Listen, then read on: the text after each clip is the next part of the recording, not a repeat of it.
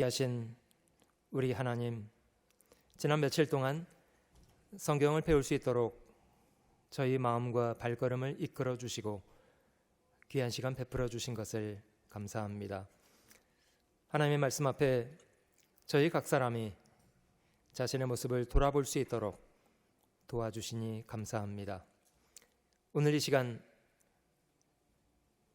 하나님의 죄인을 어떤 사랑으로 사랑하시는지 저희 각 사람 마음속에 분명히 깨달아 알 수 있도록 도와주시기를 원합니다.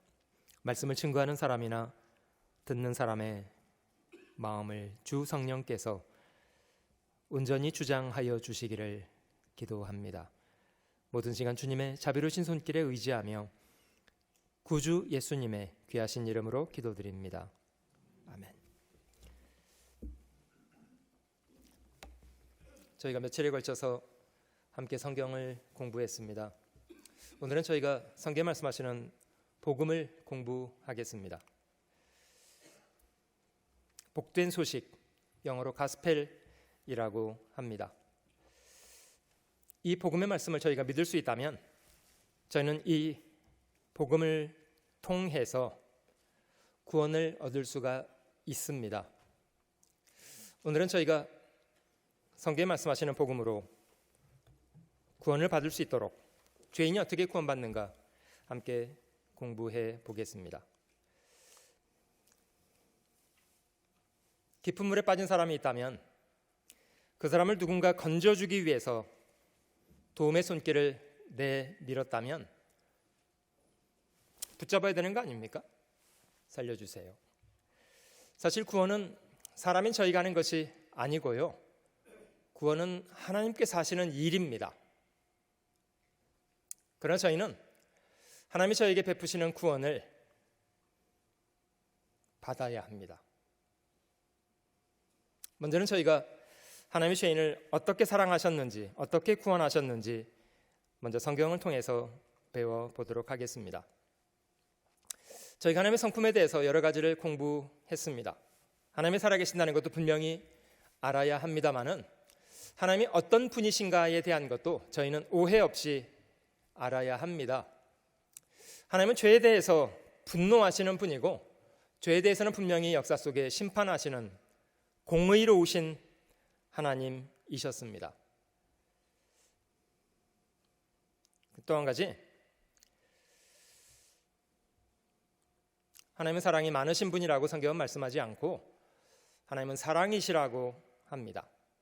아가페라 일컫는 조건 없는 하나님의 사랑, 오늘은 그 내용을 함께 공부해 보도록 하겠습니다. 우리가 아직 죄인 되었을 때에 그리스도께서 우리를 위하여 죽으심으로 하나님께서 우리에게 대한 자기의 사랑을 확실히 증거하셨다, 확증하셨느니라. 제가 여러분들과 함께 그 영화의 장면입니다마는 한 장면을 먼저 보여드리고 오늘 공부하려고 하는데요, 그 체코슬로바키아에서 만들어진 영화입니다. 어떤 다리 조작원의 이야기를 영화로 만들었습니다. 어떤 사람이 자기 아들과 함께 일하러 나갔고요, 배가 와서 다리를 들어 놓았고 나중에 열차가 올 때 함께 내리자, 이제 이렇게 약속을 했는데 보통 다리가 들려 있으면 저 스탑 사인이 켜지게 되고 열차는 속도를 줄여야 되지 않습니까? 근데 어떤 이유에서인지 열차는 스탑 사인을 무시한 채로 다리를 향해서 질주해 왔고요. 그럼 위태한 상황을 가장 먼저 봤던 사람은 이 다리 조작원의 어린 아들이었다고 합니다. 아버지를 애타게 불렀습니다마는 아직 열차가 올 시간이 안 됐다고 생각한 아버지는 잠깐 자리를 비워 있었습니다. 아들은 그 상황을 스스로 해결하겠다고 기계실을 찾아서 해치를 열고 레바를 당기려고 노력하다가 그만 중심을 잃은 채로 기계실로 추락했고요. 안타깝게 그 순간 아버지는 그 상황을 목격하게 됐습니다. 짧은 시간이지만 열차와 자기 아들 사이에 아버지는 선택을 해야 하는 그런 상황이 됐고요. 사실 아버지가 자기 자식을 자기 손으로 포기해야 한다면 그 어떤 고통이 느껴지겠습니까? 근데 그 아버지는 아들을 포기하는 결정을 했고요. 열차는 무사히 다리를 건너갔습니다마는 그 와중에 그 다리 조작원의 어린 아들은 기계실에서 죽었습니다. 순간의 사고로 아들을 잃은 아버지는 얼마나 비통했겠습니까? 열차 밖에서 절규를 하고 있습니다마는 열차를 타고 있던 사람들은 어떤 일이 벌어졌는지, 왜 저 사람은 저렇게 울고 있는지 아무도 이해하지 못했답니다. 사실 인간 역사 속에 그 벌어진 일이기도 하고요. 하나님이 죄인을 위해서 어떤 일을 역사 속에 하셨는지 너무나 많은 사람들이 무감각하게 살아가고 있어서 알지 못한 채로 있다, 이런 생각이 듭니다. Za hodinu pojede vlak, jo. Za 30 minut pro tebe přijdu a půjdeme nahoru a budeme určitě čoupat. Položíme most. No, mostem položíme most, jo? 30 minut sedět nikam neběhat. Jasný? Tak jo. Tak čau. 아버지 당신의 마음이 있는 곳에 나의 마음이 있기를 원해요. 아버지 당신의 눈물이 고인 곳에 나의 눈물이 고이길 원해요. 아버지 당신이 바라보는 영혼 내게 나의 두 눈이 향하길 원해요. 아버지 당신이 울고 있는 어두운 땅에 나의 두 발이 향하길 원해요. 나의 마음이 아버지의 마음 알아. 내 모든 뜻 아버지의 뜻이 될 수 있기를 나의 온몸이 아버지의 마음 알아. 내 모든 삶 당신의 삶 되기를.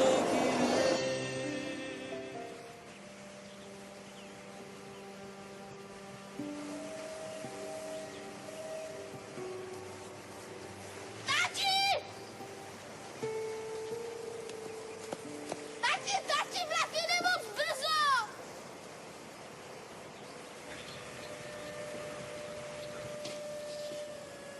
Tati, ten vlak jede moc brzo!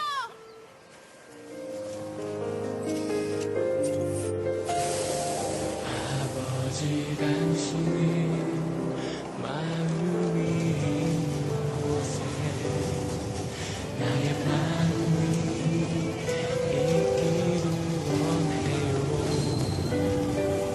아버지 당신의 눈물이 고인 곳에 나의 눈물이 고이길 원해요.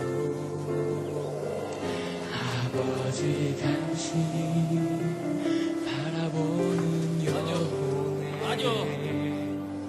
나의 두 눈이 향하길 원해요. 아버지 당신이 울고 있는 어두운 땅에 나의 두 발이 향하길 원해요. 나의 마음이 아버지의 마음 알아. 내 모든 뜻 아버지의 뜻이 될 수 있기를 나의 온몸이 아버지의 마음 알아. 내 모든 삶 당신의 삶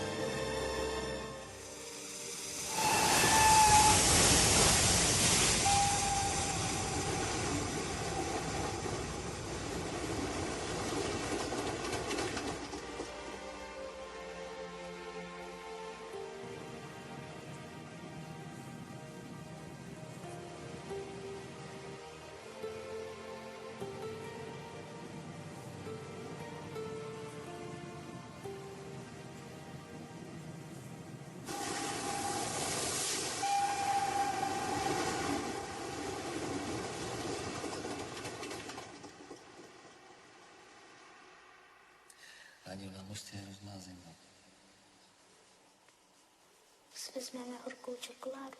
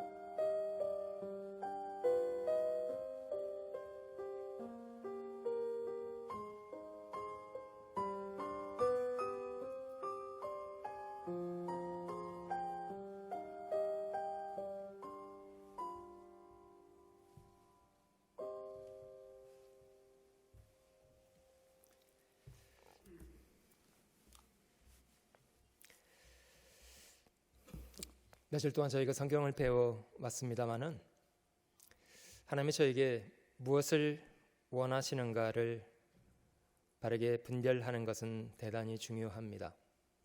하나님은 우주를 창조하신 분이고 사람에게 도움 청하시는 분 아니시고요. 무지한 열심을 요구하시는 것이 아닙니다.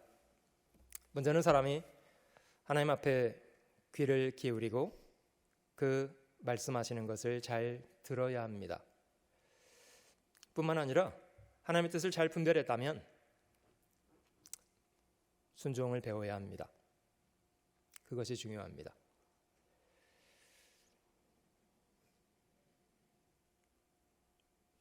무조건 열심히 하는 것이 아닙니다.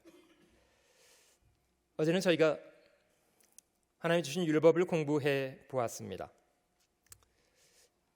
하라, 하지 말라, 이런저런 명령돼 있었습니다. 어떤 사람들은 율법을 이렇게 이해합니다. 지키라고 주신 것이다. 얼만큼 지켜야 지켰다고 하겠습니까?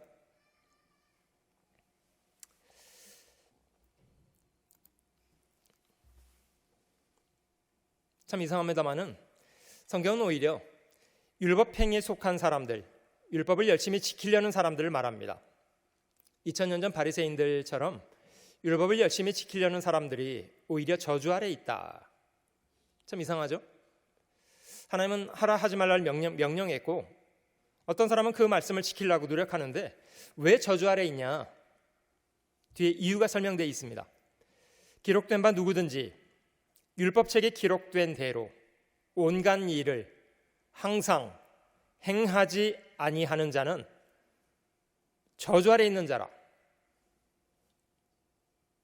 생각날 때 몇 번 지키는 거 말고요. 자기가 기억나는 몇 가지 계명만 지키는 거 말고요. 율법책에 기록된 대로의 온갖 일입니다. 평생에 단 한 번도 범하지 말고 항상 행하지 않는 자는 저주 아래 있기 때문이다. 문제는 아무도 그 정도로 지킬 사람은 없다는 겁니다. 물론 저에게 다른 사람보다 조금 더 율법을 지켰을 수는 있죠. 그건 가능하죠. 그러나 어떤 누구도 율법책에 기록된 온갖 일을 항상 행하는 것이 어떻게 가능하겠습니까?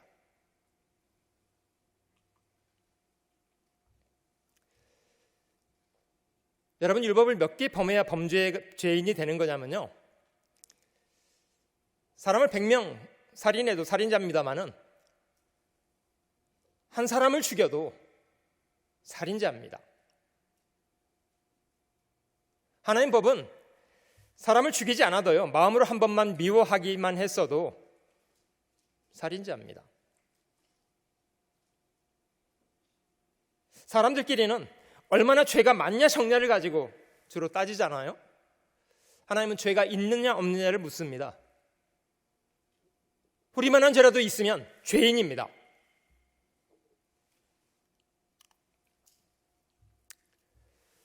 하나님이 율법을 주신 이유, 지키라고요? 아닙니다. 지키라고 주신 게 아닙니다. 왜냐? 아무도 지킬 사람이 없기 때문이에요.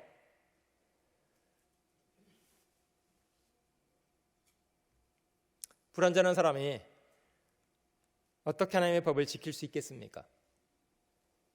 참 이상한 건요, 율법대로 살라고, 율법을 지키려고 노력을 할수록 분명히 알게 되는 것이 있습니다.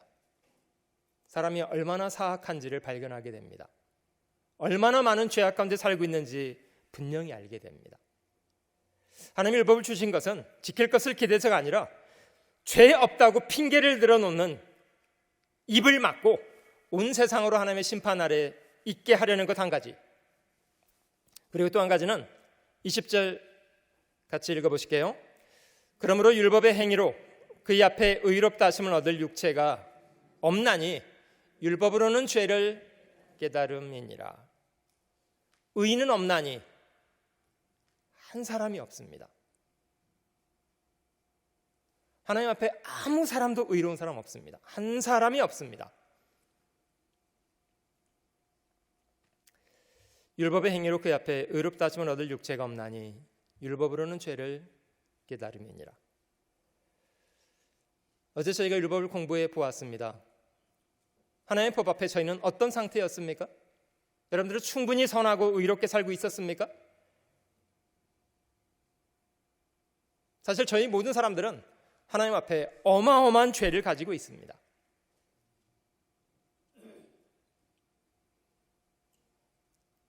그냥 생각지도 못하고 저질렀던 모든 것이 하나님 보시기에는 다 죄였습니다.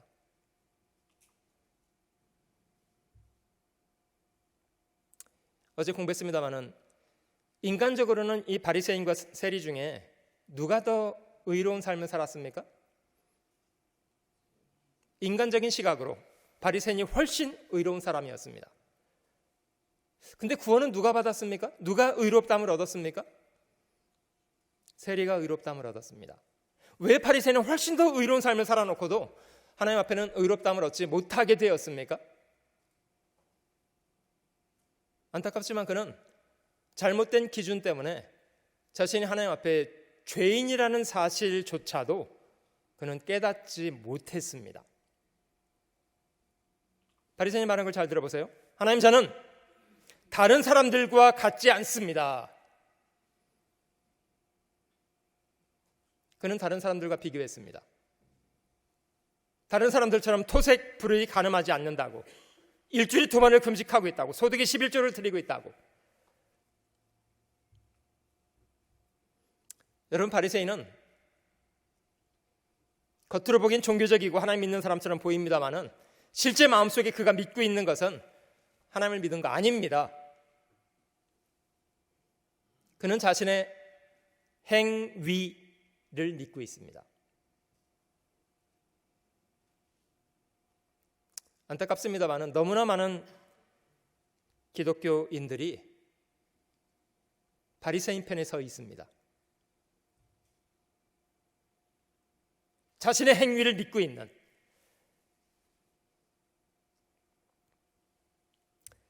하나님, 나는 다른 사람들과 같지 않습니다.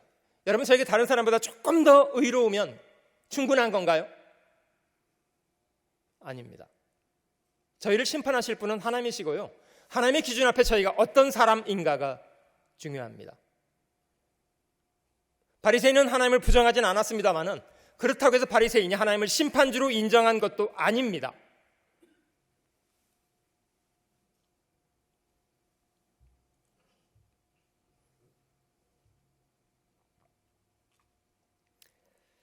우리가 어떤 자기를 칭찬하는 자로 더불어 감히 짝함에 비교할 수 없노라. 그러나 저희가 자기로서 자기를 헤아리고 자기로서 자기를 비교하니 지혜가 없도다. 저는 하나님 앞에 어떤 사람인가를 질문해 봐야 합니다. 하나님 보시기에 나는 어떤 사람인가? 그것이 중요합니다. 하나님이 율법을 주신 이유는 사람이 그걸 지킬 것을 기대해서가 아니고요, 하나님 앞에 인간이 얼마나 타락됐는가를 깨닫게 하기 위한 것이랍니다. 여러분, 사람이 거울을 봐야만 비로소 자신의 모습을 알 수 있게 되잖아요. 거울을 봤더니 얼굴에 잔뜩 더러운 것이 묻어 있다. 그러면 씻고 싶어 합니다. 얼굴에 묻어 있어도 거울을 보지 않은 사람은 씻고 싶어 하지 않습니다. 자신이 뭐가 잘못된지 모르고 있는데요. 성경은 마치 거울과 같이 우리가 하나님 앞에 어떤 죄인인가를 깨닫도록 합니다. 여러분, 많은 사람들이 종교적으로 열심히 하면서도 구원받지 못하는 이유는 다른 것이 아니라 자신이 죄인이라는 것을 깨닫지 못하기 때문이랍니다.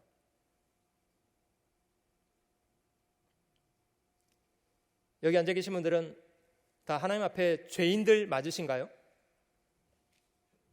혹시 죄인이 아니신 분들 계십니까? 죄인 아니신 분은 가셔도 좋습니다. 남은 시간은 죄인이 어떻게 구원받는가를 공부하려고 합니다. 사람이 무엇이 간데 깨끗하겠느냐? 성경은 사람을 물을 마시는 것처럼 사람이 죄를 안 짓고는 못 사는 것 같아요. 하나님 눈에는 달이라도 명랑치 못하고 별도 깨끗이 못하거든. 하물며 벌레인 사람 구덕인 인생이랴. 이건 하나님이 사람한테 너는 벌레고 구덕이다 이렇게 말씀하시는 게 아니라요, 사람이 하나님 앞에 자기를 돌아봤더니 하나님이 얼마나 크고 높고 거룩하신 분인가를 깨닫게 될수록 자신은 얼마나 낮고 작고 천하고 더러운 사람인가를 알게 돼서 하나님, 저는 하나님 앞에는 마치 벌레 같고 구더기 같습니다, 이렇게 고백한 겁니다. 혹시 구더기 직접 보셨습니까?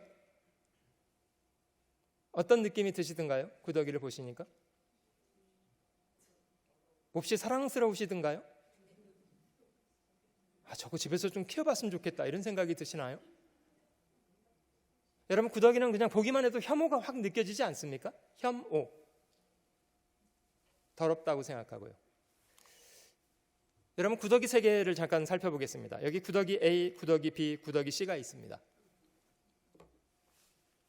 구더기 A는요, 구더기 세 개에서도 그냥 더러운 구더기입니다. 그냥 오물 속에 사는 걸 낙이라고 생각하고 노새 젊어서 노새 그러면서 그냥 더럽게 사는 구더기입니다. 더러운 구더기. 자, 구더기 B는요, 그런 더러운 삶에 대해서 환멸을 느꼈습니다. 나는 좀 다른 삶을 살고 싶어. 여행을 떠났고요, 어느 날 높은 벽을 만났습니다. 저 위에는 무슨 고상한 세계가 있을지 몰라. 그래서 그 벽을 타고 부지런히 올라갔습니다. 저 높은 곳을 향하여. 구더기 세계에 드디어 지존이 등장했습니다. 인간의 영역까지 구더기 씨는 올라갔습니다. 이 구더기 씨가 밑을 내려다보면서 이 더러운 것들아, 그것이 전부가 아니오. 여러분, 구더기 세계에서는요, 구더기 A, 구더기 B, 구더기 C 같은 구더기겠습니까? 서로 다른 구더기겠습니까? 구더기 세계에서는요, 이게 같이 취급하면요, 구더기 B나 구더기 C 모독입니다. 이런 고상한 구더기를, 이런 거룩한 구더기를. 구더기 세계는 그렇습니다만은 인간의 시각으로 보기에는 어떤 구더기가 구더기입니까? 예? 사람 보기에는요, 그 구더기가 그 구더기예요. 차원이 다르죠? 여러분, 사람 보기에는요, 사람 보기에는 수녀와 창녀는 다르죠? 하나님 보시기에는요, 그 죄인이 그 죄인이에요. 한 사람은 몸으로 죄짓고 한 사람은 마음으로 죄짓고.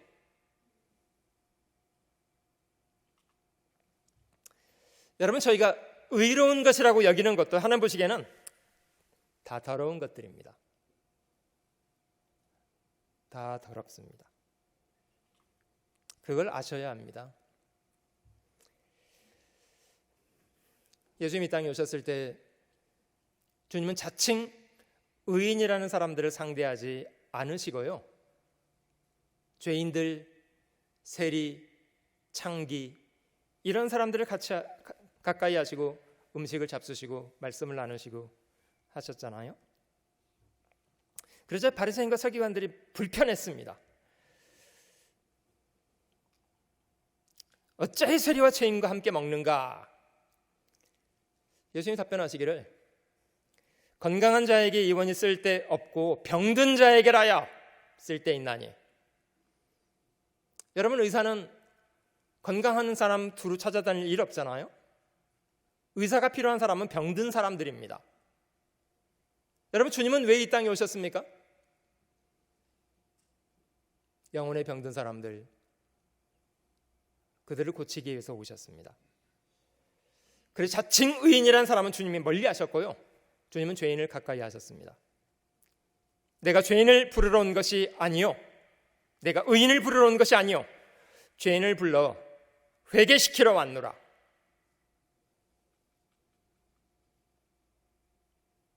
여러분, 저희가 평생을 살면서 가장 중요하게 잘 배워야 될 것이 있다면 저희가 하나님 앞에 죄인이라는 분명한 사실입니다.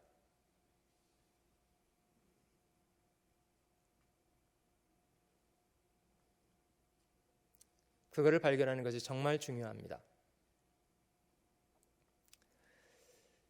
여러분, 죄인은 역설적이지만 구원은 누가 받는 거냐면요, 구원은 의인이 받는 것이 아니고 죄인이 구원받습니다. 죄인이라야 구원을 받습니다. 스스로 의인이라고 여기는 사람은 불행하지만 구원받을 자격이 없습니다. 그 잘못된 생각 때문에요.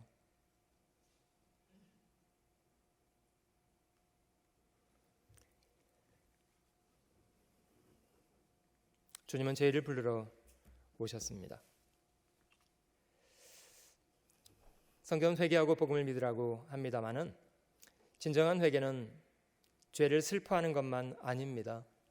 후회하는 것만 아니고요, 죄로부터 돌아서는 것입니다. 사실 저희 모든 사람들은 자신을 지으신 하나님께로부터 등져 있습니다. 마음으로 하나님을 떠나서 행하는 모든 것이 다 죄입니다. 저희가 마음에 하나님 두기를 싫어하며 하나님 두기를 싫어하기 때문에 모든 죄는 시작됐습니다. 하나님도 저희를 그 상실한 마음대로 내어버려 두셨다. 온갖 합당치 못한 일을 하게 된 것이다. 여러분, 저희는 하나님을 등진 채로 살고 있었습니다. 돌이켜서 하나님께로 돌아가는 것입니다. 여러분, 이게 인간의 의지로, 인간의 선행으로 이룰 수 있는 일이 아니기 때문에요, 사람이 뭘 해서 받는 것이 아니잖아요. 누가 구원을 얻을 수 있는가? 사람으로 살 수 있는 것이 아니고요, 하나님으로서 할 수 있는 겁니다. 그래서 저희가 하나님을 믿습니다. 혈통으로나 육정으로나 사람의 뜻으로 나지 않고 오직 하나님께로. 인간의 무엇을 동원하겠다는 것이 아닙니다. 자, 하나님이 율법을 주신 목적 이해하셨습니까? 저희가 하나님 앞에 심판을 받는다는 것, 또 한 가지는 우리가 죄인이라는 것을 깨닫게 하기 위해서입니다.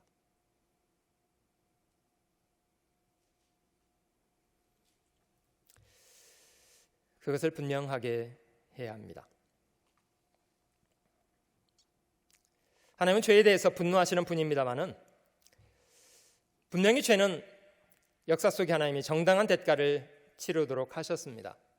여러분, 인간 세상에서도 사람이 죄를 지면 법이 정한 정당한 대가를 지불해야만 죄를 없이 할 수가 있습니다. 교통법규를 어기면 벌금을 내든지, 어떤 사람은 저 법이 정한 형벌 때문에 오랜 시간 감옥에서 보내기도 하잖아요.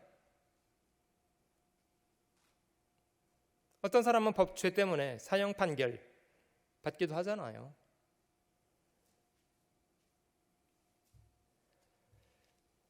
죄는 법이 정한 정당한 대가가 지불되어야만 처리됩니다. 하나님의 두 가지 성품은 저희가 잘 기억해야 되는데요. 하나님 어떤 경우도 죄를 없는 것으로 하자든지 그냥 봐주겠다든지 이렇게 하지 않으셨습니다. 죄는 분명한 대가를 지불하도록 하셨습니다. 하나님의 죄에 대해서 집행하셨던 대가는 죽음입니다. 그러나 하나님은 범죄한 사람의 죄에 대한 대가를 사람에게 요구하지만 않고 하나님은 그 대가를 스스로 지불하셨습니다. 이것을 하나님의 사랑이라고 합니다. 그 고대 히랍의 자리우커스 왕의 이야기가 있는데요.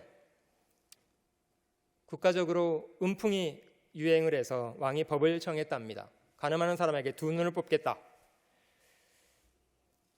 죄를 진 사람들이 붙잡혀 왔습니다마는 그 중에 장차 왕이 될 왕자도 있었답니다. 여러분들 같으면 어떻게 재판하시겠습니까? 법에 따르면 두 눈을 뽑아야 하지만 본 재판관의 아들인 고로 무죄. 여러분 그렇게 재판한다면 공의를 포기하는 것이 되잖아요. 불법 재판이 되고요. 그런 불법 재판을 일삼으면 그러면 왕도 위태해집니다. 자리우커스 왕은 법이 정한 대로 왕자의 눈을 뽑았다고 하고요. 첫 번째 눈은 왕자의 눈, 두 번째 눈은 자기 자신의 눈을 뽑았답니다. 왜냐하면 두 눈을 뽑겠다고 했기 때문에요. 그 두 번째 눈을 자기 눈을 뽑았다는 것은 두 가지를 저에게 설명하는데요. 한 가지는 왕조차도 법이 정한 대로 법을 지켰다. 그걸 공의라고 합니다. 법이 정한 대로 두 눈을 뽑았습니다. 근데 왕이 두 번째 눈을 자기 눈을 뽑은 것은 자식과 나라를 사랑했던 왕의 사랑 때문이었습니다. 자리우커스는 그 두 가지를 다 만족시켰습니다. 여러분 왕이 이 정도로 법을 지킨다면 백성들이 두려워하지 않겠습니까? 여러분 하나님도요. 어떤 경우도 하나님이 공의 때문에 사랑을 포기한다든지 사랑 때문에 공의를 포기한다든지 그렇게 하지 않으셨습니다. 하나님은 역사 속에 인간의 죄에 대해서 싸워 오셨습니다마는 그 두 가지는 분명하게 했습니다. 기억하시겠습니다마는 하나님이 처음 사람에게 명령하셨던 선악을 금지한 선악과를 먹는 걸 금지했던 결과는 먹는 날 정령 죽으리라 였습니다.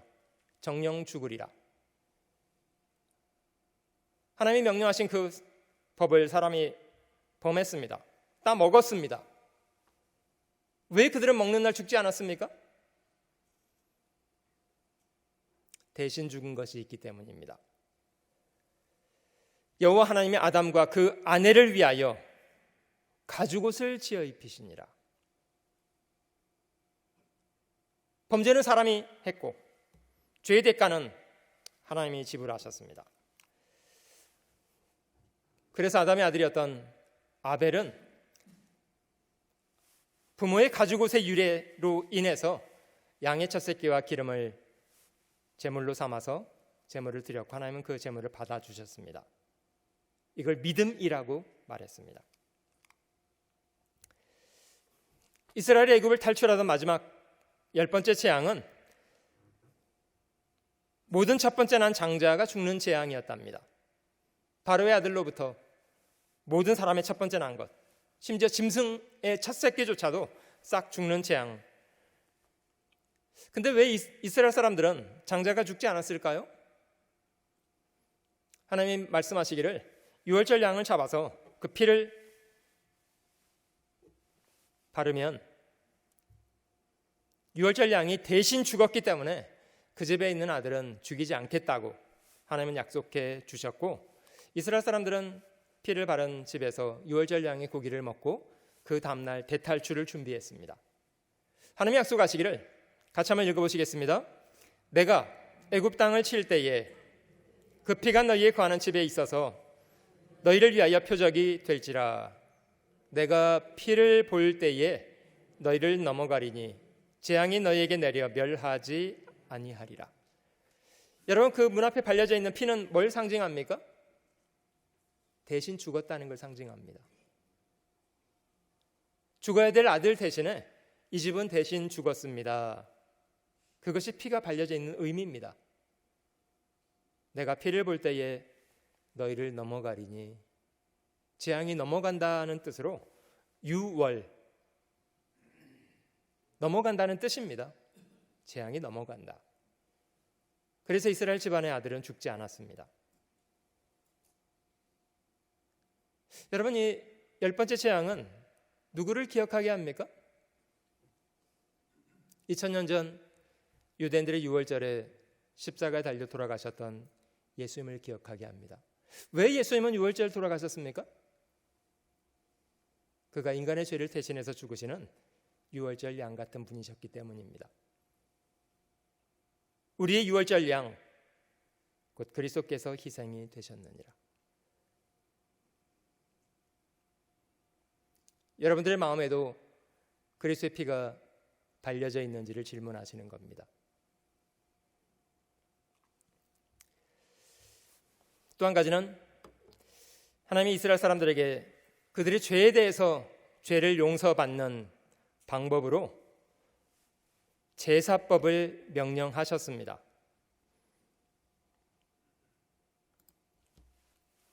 이거는 좀 공부해 볼게요. 이스라엘 사람들이 하나님의 법을 범했을 경우에 하나님이 그들의 죄를 용서하시는 방법을 구약성경 레위기라는 책에 자세히 기록을 하셨습니다. 사람이 죄를 지을 수 있잖아요. 하나님의 범하신 하나님의 금한 금령을 범하게 되는 것, 그걸 죄라고 합니다. 근데 문제는요, 사람이 죄를 지었어도 자기가 죄를 지었다는 것을 깨닫지 못할 때와 깨달을 때가 다릅니다. 자기가 죄를 지은지도 모르는 사람이 죄를 고민하겠습니까? 근데 자기가 죄를 졌다는 사실을 깨달으면 그는 자기 죄 때문에 고민을 하겠죠. 14절에 그 범한 죄를 깨달으면 하나님이 그런 사람에게는 죄를 용서받을 수 있는 길을 열어주셨습니다. 이것을 속죄죄, 죄를 속함받는 제사, 이렇게 말하는데요. 방법은 이와 같습니다. 죄 없는 짐승을 대신 끌어와서 범죄한 사람 대신 죽여서 피를 바르도록 하는 것이 하나님이 정한 제사법의 중심 내용입니다. 이스라엘 사람은 애굽을 탈출한 이후에 1년을 보내면서 광야에서 회막을 만들었고요. 이 회막이 필요했던 이유는 하나님이 이스라엘 사람들의 죄를 용서해 주시는 그런 만남의 장소로 지정하신 곳이 회막입니다.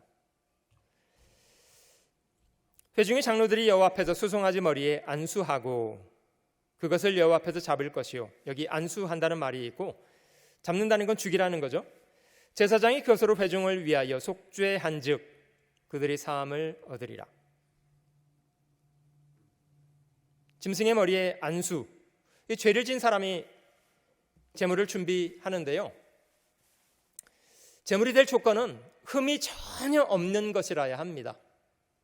흠은 죄를 상징하는데 죄가 전혀 없는 깨끗한 짐승, 온전한 짐승을 골라와야 되고요. 범죄한 사람은 그 짐승의 머리에 안수를 하는데요. 이런 의미랍니다. 죄는 원래 사람이 지었는데 그 짐승과 사람을 동일시해서 죄를 짐승에게 이렇게 전가를 시키는 거랍니다. 원래는 사람이 죽어야 될 자리에 짐승을 대신 죄를 뒤집어 씌워서 죽이는 거죠. 그래서 이제 제사장이 피를 가지고 하나님이 정한 곳에 뿌리면 하나님이 그 피값을 통해서 죄를 용서해 주겠다, 이렇게 약속을 해 주신 거랍니다. 유대인들은 이런 제사법 때문에요, 죄를 질 때마다 무수히 흠없는 짐승들 가져다가 잡아서 제사를 드렸습니다. 육체의 생명은 피에 있음이라 내가 이 피를 너에게 주어 단에 뿌려 너희의 생명을 위하여 속하게 하였나니 생명이 피에 있으므로 피가 죄를 속하느니라. 여러분, 저희 몸 안에 피가 들어있잖아요.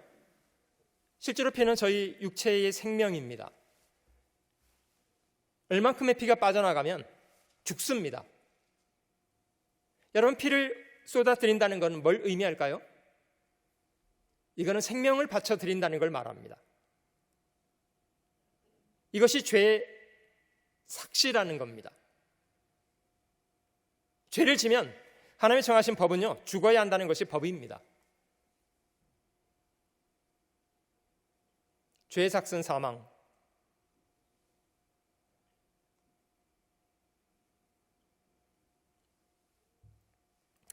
이스라엘 사람들은 대속죄일이라는 절기가 있는데요. 그날은 1년 전 대속죄일로부터 1년이 지나서 그해 대속죄일이 되는 그날까지 1년 동안 자신들이 지었던 죄를 하나님 앞에서 한꺼번에 용서받는 그런 제사를 드리는 날입니다.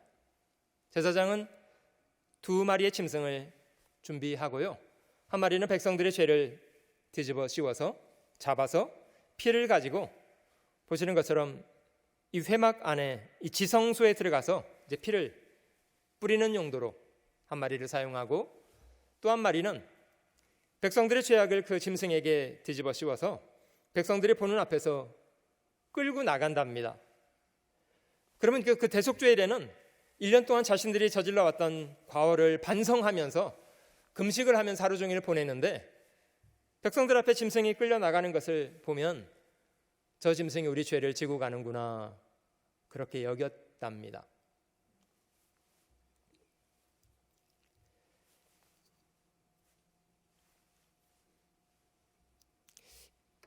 이 바깥쪽을 성소라고 하고요, 이 안쪽을 지성소. 이 지성소라는 말은 하나님이 임재해 계시는 곳, 이런 상징적인 장소이고요. 성소와 지성소, 제사장은 늘 성소에 들어가서 섬기지만 지성소에는 7월 10일 되는 대속죄일 날 딱 한 번 들어갑니다. 근데 이 사이가 이렇게 휘장으로 구분이 되어 있습니다. 여기는 하나님의 영역, 이 바깥에는 인간의 영역, 이렇게 구분되는데 그 사이에 휘장이 놓여 있습니다. 이 휘장은 좀 기억하시면 좋겠고요.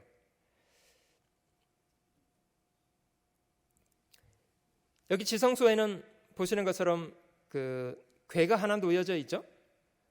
십계명의 돌판을 담아 놓은 법궤라고 합니다. 천사가 이 뚜껑을 내려다보는 형태로 만들어져 있고, 그 위에 제사장은 가서 피를 뿌립니다.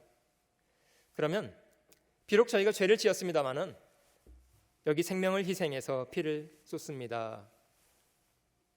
명하신 대로 피를 쏟으면 하나님은 약속한 대로 죄를 용서해 주신다고 하셨고요. 유대인들은 매년 7월 10일 될 때마다 이런 제사법을 쫓아서 자기 죄를 속죄 받는 그런 제사를 매년 드렸습니다. 매년 7월 10일 될 때마다. 여러분, 근데 잘 생각해 보면요, 이 제사법에 약간 문제가 있습니다. 보세요. 그 전년 7월 10일부터 그해 7월 10일이 될 때 동안 1년 동안 지은 죄를 한꺼번에 제사를 통해서 용서받잖아요. 자, 그러면 7월 10일 속죄 제사가 끝나고 죄 문제가 다 하나님 앞에 해결됐다고 해볼게요. 자, 죄는 언제부터 다시 또 시작됩니까? 제사를 마치고 돌아가다가 어깨가 어이씨! 어떻게 된 거죠? 죄를 진 거죠? 그러면 조금 전까지는 죄가 없는 상태였는데 지금 지은 죄는 어떻게 해야 되는 건가요? 이건 어쩔 수 없이 그 다음에 7월 10일 될 때까지 모아놔야 합니다. 그러면 그 다음에 7월 10일이 되면 그동안 또 1년 동안 지은 죄를 또 한 번에 또 싹 없이 하고. 여러분, 그러면 이 사람은 죄 때문에 죽으면 천국 가게 됩니까? 천국을 못 가게 됩니까? 어떨 것 같습니까? 제사가 끝난 순간 아무 죄가 더 이상 없는 채로 탁 죽으면 뭐 천국 갈 수 있다고 생각할지 모르죠. 그러지 않습니까? 근데 그럴 가능성이 있냐고요. 그래서요, 정말 답답한 사람들은 중간에 또 개인적으로 짐승을 끌어다가 또 개인적으로 또 잡아요. 근데 그래도요, 그 제사 마치고 나가면서 또 죄가 또 금방 또 시작됩니다. 자, 이런 제사를 모세 때로부터 예수님 시대까지 유대인들은 1500년 동안 계속해 왔습니다. 자, 이런 예시를 제가 드렸습니다마는 하나님이 인간의 죄를 용서하실 때 아무런 대가 없이 그래 없는 걸로 하자 이렇게 용서하신 적도 있습니까? 없습니다. 하나님은 죄에 대해서는 분명한 대가를 지불하도록 하셨는데 다 생명의 피를 쏟게 하셨습니다. 자, 이게 어떤 의미인가를 저희가 좀 살펴볼게요.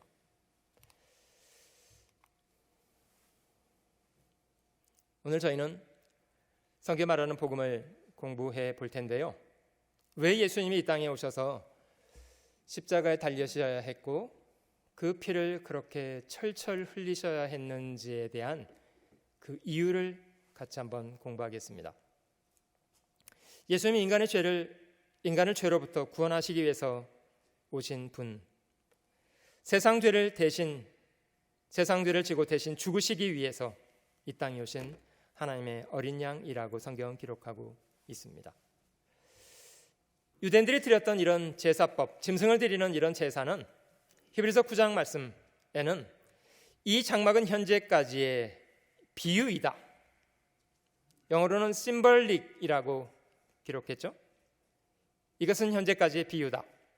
왜 비유냐? 이게 사람을 죄로부터 완전하게 구원할 수 없기 때문이다. 이렇게 설명하고 있습니다. 이에 의지하여 드리는 예물과 제사가 섬기는 자로 그 양심상 온전케 할 수 없다. 이게 온전한 제사였다면요, 또 죄를 지어도 상관이 없을 텐데 조금 전까지는 작년 죄까지는 없어졌는데 그 다음에 짓는 죄에 대해서는 해답이 없습니다. 히브리서 10장 말씀에는 율법은 장차 오는 좋은 일의 그림자다. 잘 보세요. 앞에는 비유라고 이야기했고요, 그 다음 장에는 그림자라고 말했습니다. 장차 오는 좋은 일의 그림자이다. 참 형상은 아니다. 질문 드리겠습니다. 그러면 장차 오는 좋은 일은 무엇입니까? 도대체 참 형상은 뭘 얘기하는 겁니까? 여러분, 모세 때로부터 이렇게 무수히 죽었던 짐승들은 실제로는 장차 이 땅에 오실 한 사건을 비유와 그림자처럼 설명하고 있는 것이랍니다. 여러분, 죄는 짐승이 죄를 지은 겁니까? 사람인 우리가 죄를 지은 겁니까? 죄는 사람이 지었습니다.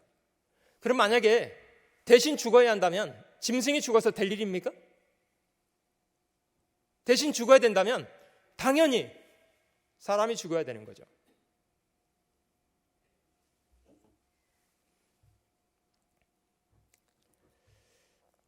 장차 오는 좋은 일, 참 형상, 이거는 죄 없는 한 사람으로 예수 그리스도가 이 땅에 오셔서 인간의 죄를 대속해서 죽으실 것에 대한 그림자와 모형으로 짐승을 드리는 제사를 하나님께서 미리 설명해 주신 것이랍니다. 해마다 늘 드리는 바 같은 제사로는 나오는 자들을 언제든지 온전케 할 수 없느니라.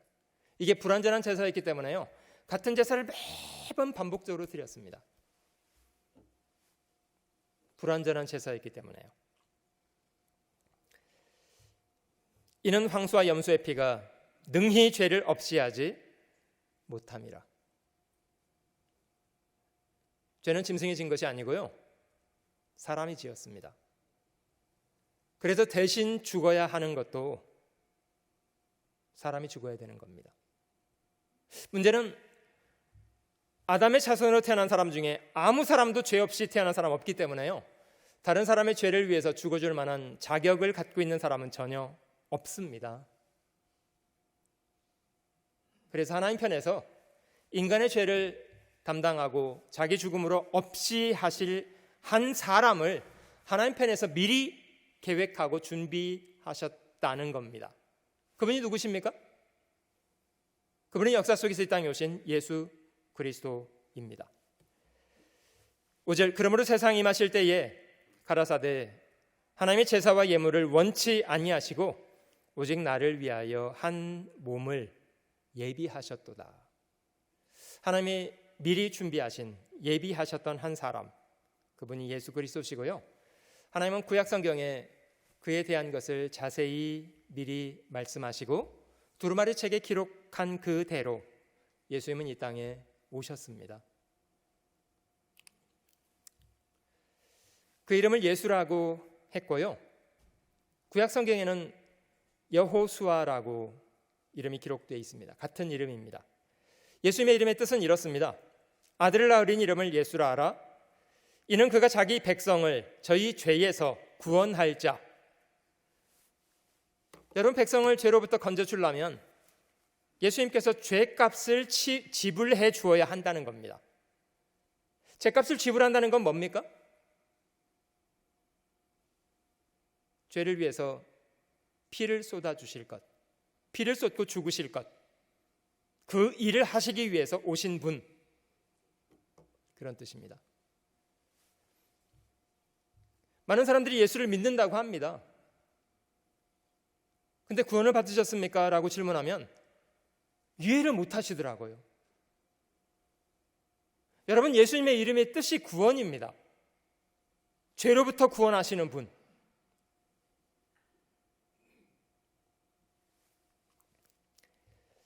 미쁘다 모든 사람이 받을 만한 이 말이요, 그리스도 예수께서 죄인을 구원하시려고 세상에 임하셨다 하였도다.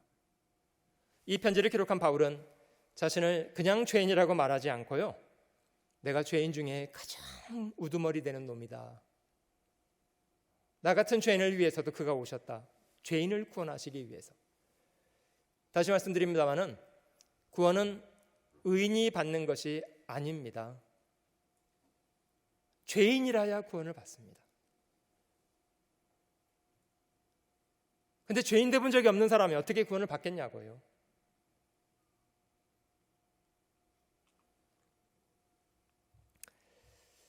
요한일서 3장 5절에는 그가 우리 죄를 없이 하려고 나타나신 바 된 것을 너희가 아나니 그에게는 죄가 없느니라. 어떻게 사람인데 죄가 없을 수가 있지? 그가 사람으로 나신 방법이 다르기 때문입니다. 뒤에 좀 설명드릴게요. 그는 사람으로 나셨습니다마는 죄가 없으신 사람으로 나셨습니다. 그래서 인간의 죄를 대속할 자격이 충분히 있는 사람이셨고요. 하나님은 죄 없는 한 사람을 준비하셨는데 그가 예수님입니다. 여러분 잘 보시면요, 이사야 53장에 있는 이 말씀은 우리가 그렇게 해달라고 하나님께 청을 한 것이 아닙니다. 여호와께서는 우리 무리의 죄악을 그에게 담당시키셨도다. 여러분, 서두에 저희가 짤막한 영화 장면이었습니다마는 실제로는 누가 죽어야 될 자리였습니까? 열차에 타고 있었던 그 정신없는 사람들이 죽어야 될 자리입니다. 그런데 다리 조작원은 자기 아들을 버리잖아요. 열차를 살리겠다고. 그 아버지가 결정한 거 아닙니까? 여호와께서는 우리 무리의 죄악을 그에게 담당시키셨도다. 여러분, 원래는 이게 우리의 죄입니다. 만약에 저희가 이 죄를 가진 채로 그냥 죽는다면 죄는 이 죄로 인해서 심판받아서 영원한 멸망 가운데 지옥불에 던져질 운명 가운데 있습니다. 이런 사람을 구원하시겠다고 하나님은 죄 없는 한 분을 보내셨고 예수 그리스도입니다. 여호와께서는 우리의 죄악을 이렇게 담당시켰습니다. 원래는 우리의 죄였는데 이제는 예수님이 우리 죄를 담당하셨고 그가 우리 죄로 인해서 채찍을 맞고 십자가에서 피를 쏟고 돌아가셨습니다. 하나님은 그렇게 인간의 죄를 없이 해주고 싶어 하셨답니다. 우리의 모든 죄악을 예수님이 담당해서 그는 대신 죽었습니다. 이것을 성경 복음이라고 합니다. 세례 요한은 예수님을 백성들에게 소개할 때 이렇게 말했는데요. 보라, 세상 죄를 지고 가는 하나님의 어린 양이로다. 무슨 뜻입니까? 왜 사람을 양이라고 말하는 겁니까? 세례 요한의 이 말을 들었던 사람은 분명히 알죠. 저 사람은 죽기 위해 오신 사람이구나. 저는 죽기 위해 오신 사람이구나. 근데 단지 유대인의 죄를 위한 것이 아니고요, 세상의 모든 사람들의 죄를 하나님은 그에게 지우셨고 그는 이 땅에 죽기 위해서 오셨습니다. 이분이 바로 이 땅에 오신 예수 그리스도입니다. 저희가 하나님 일하시는 방법을 한 가지 공부해 봤습니다마는, 하나님은 선지자를 통해서 미리 계획하시고 그리고 말씀하신 그것을 고스란히 이루시는 방법으로 일하시는 분입니다. 이걸 예언의 성취라고 하는데요, 성경에 기록되어 있는 예언의 성취 중에 가장 대표되는 모델이 예수 그리스도의 초림이라는 사건입니다. 그가 누구신지, 왜 오셔야 했는지, 언제 어디서 어떻게 태어날지 구약 성경은 자세히 예언하고 그가 어떤 인생을 살고 어떻게 죽고 어떻게 부활하고 승천해서 하늘 영광을 얻을 것, 이 모든 것을 성경은 기록하고 있습니다. 여러분, 이 사건은 이건 기억나시죠? 하나님이 아브라함을 통해서 한 민족을 구별하셨고요, 이스라엘이라는 민족입니다. 그 민족의 역사 속에 많은 기적을 보여주시고 하나님은 자신을 분명하게 그 백성에게 믿게 했습니다. 애굽의 10가지 재앙을 내리고 홍해를 가르시는 그런 기적을 그들은 직접 목도했습니다. 어떻게 안 믿겠습니까? 여러분, 그러나 기적은 하나님에 대해서 부분적으로 설명합니다마는 기적은 하나님에 대해서 온전히 설명하지 않습니다. 기적을 경험한 사람은 이 하나님이 이 홍해를 가르실 정도로 대단하시구나, 그것까지는 기적을 통해서 믿을 수 있습니다. 그러나 기적을 통해서는 이 하나님이 누구신지에 대해서는 알 수 없습니다. 하나님은 홍해를 가르시는 정도가 아니고요, 하나님은 우주 만물을 창조하신 분이에요. 우주를 지으신 분께서 지구상의 작은 그 홍해 하나 가르는 것, 그 정도에 뭐요?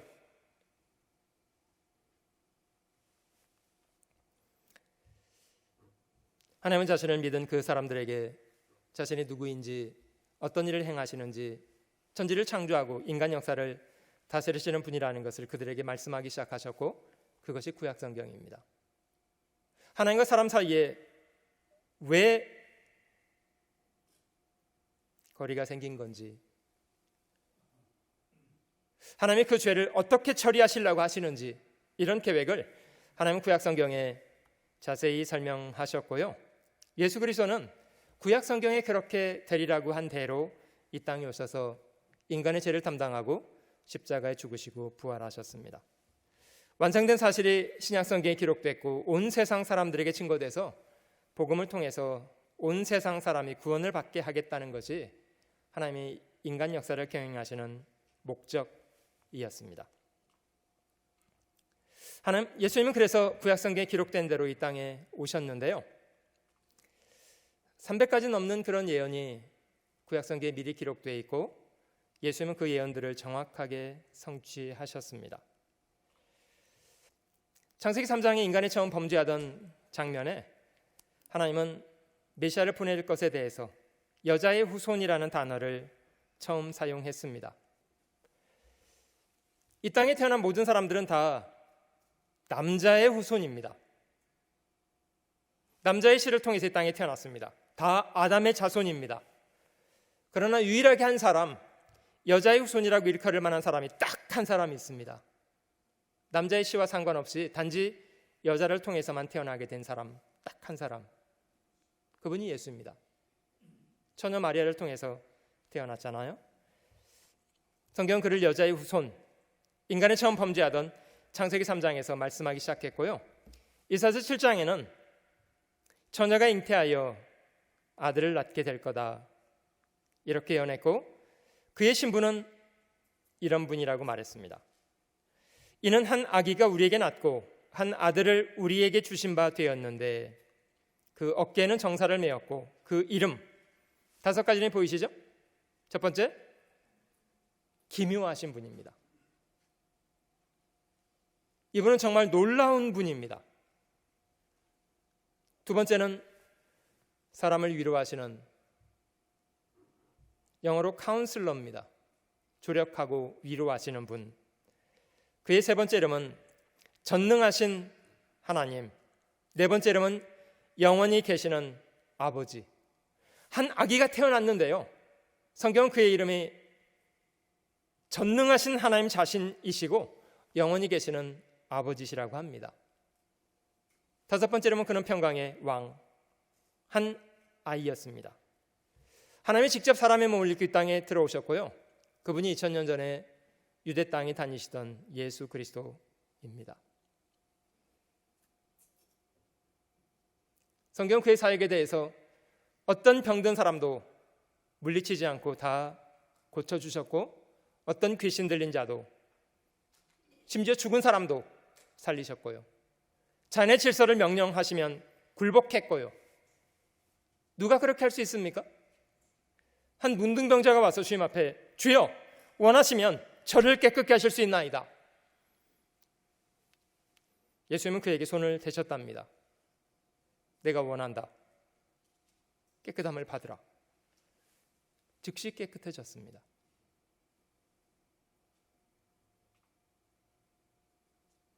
보리떡 5개로 5,000명을 먹이셨습니다. 굳이 5개의 보리떡이 필요 없었을 수도 있습니다. 먹고 남은 것만 7 광주리 거두었습니다.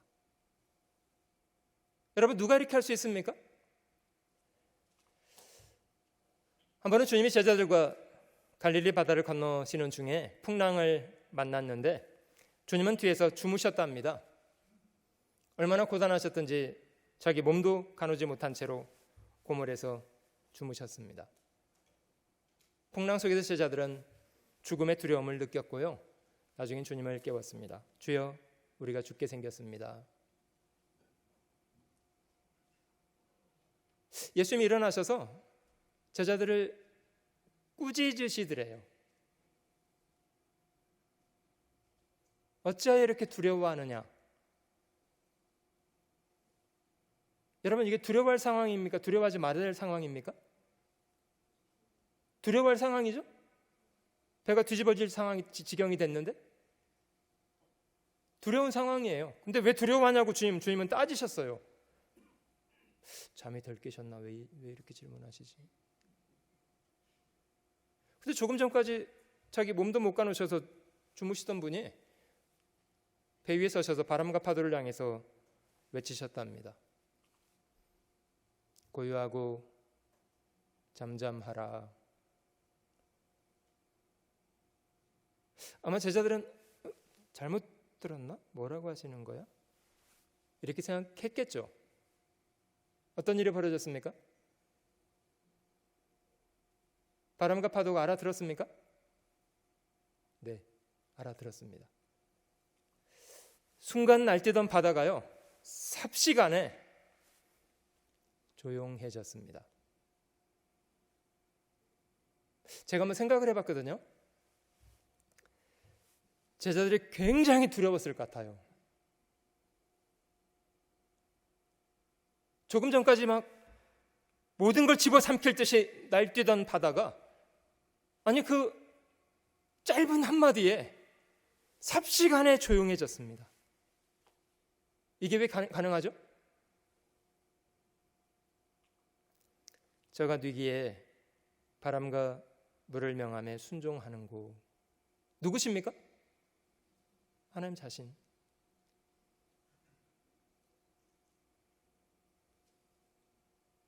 불과 3년 반 공적인 삶을 사시고 책 한 권 쓰지 않고 벼슬 안 했습니다.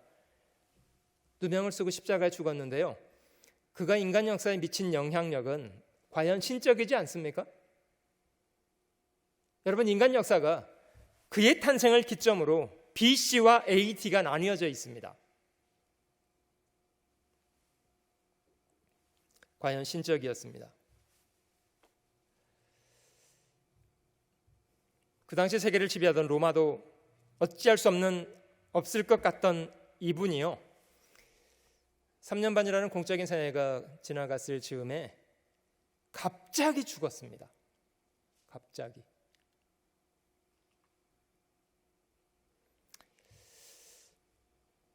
십자가에 달려서 돌아가셨는데, 성경이 그렇게 되리라고 한 대로, 성경이 그렇게 되리라고 된 대로, 시편 22편은 예수님이 죽으시기 전 1000년 전 다윗의 기록입니다마는, 예수님은 그 다윗의 기록을 응하게 하기 위해서 십자가 위에서 이 말씀을 인용하셨습니다. 그가 십자가에 사셨던 말은 엘리 엘리 라마 사박다니, 시편 22편의 성취입니다. 하나님이 사람으로 나셨는데도 그는 사람으로 존중받지 못한 채로 벌레 취급을 받았습니다. 모든 사람이 날뛰고 그를 죽여야 된다고. 나는 벌레요 사람이 아니라 사람의 회방거리요 백성의 조롱거리니이다. 얼마나 사람들이 조롱하고 비웃고요.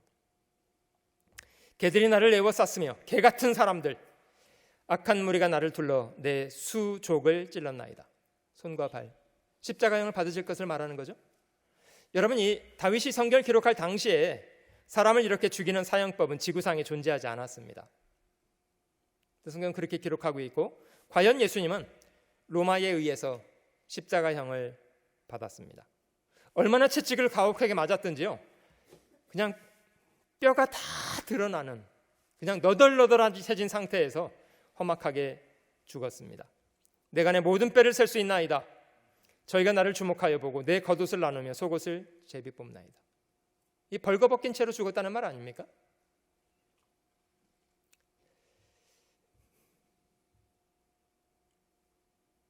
얼마나 많은 사람들이 그의 죽음에 대해서 오해하지 않습니까?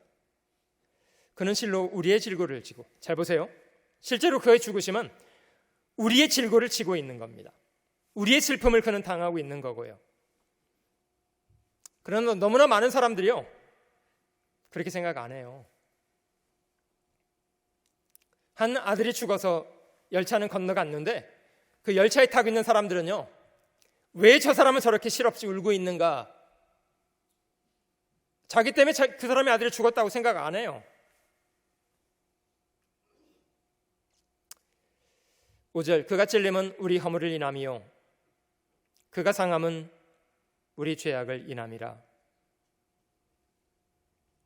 그가 징계를 받음으로 우리가 평화를 누리고 그가 채찍에 맞음으로 우리가 나음을 입었도다.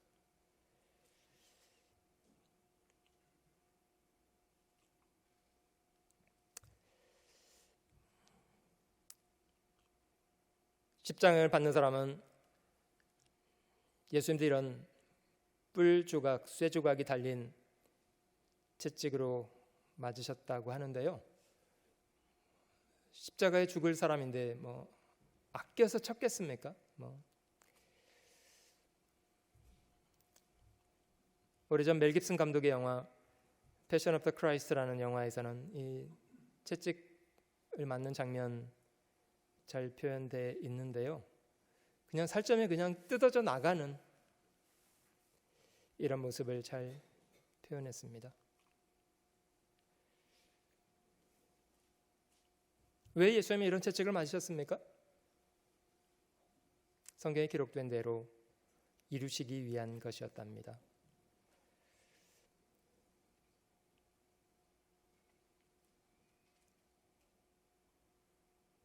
이런 무거운 나무 십자가를 지고 형장까지 가야 했다고 하고요,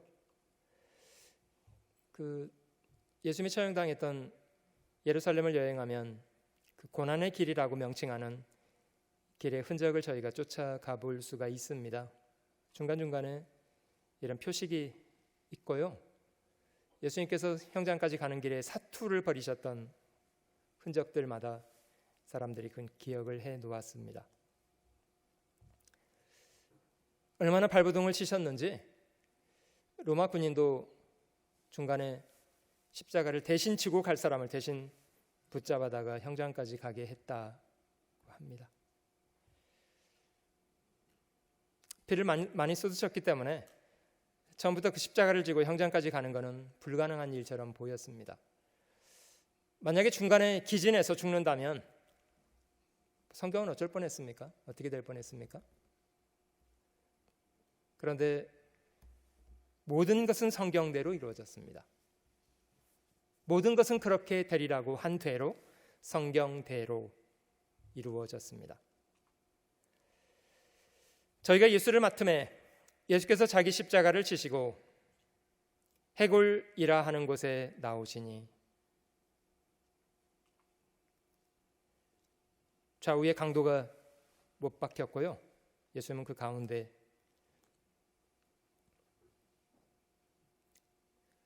강도 취급을 받았습니다.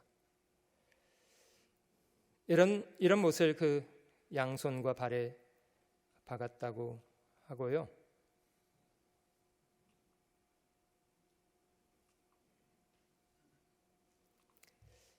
그 의사들은 예수님이 십자가 위에서 받으신 고통에 대해서 인간이 경험할 수 있는 가장 극악한 고통이었다고 하고요. 매 순간의 질식, 호흡을 하기 위해서는 폐를 부풀려야 하는데 그것조차도 고통스러운 그런 시간을 그는 보내셨습니다.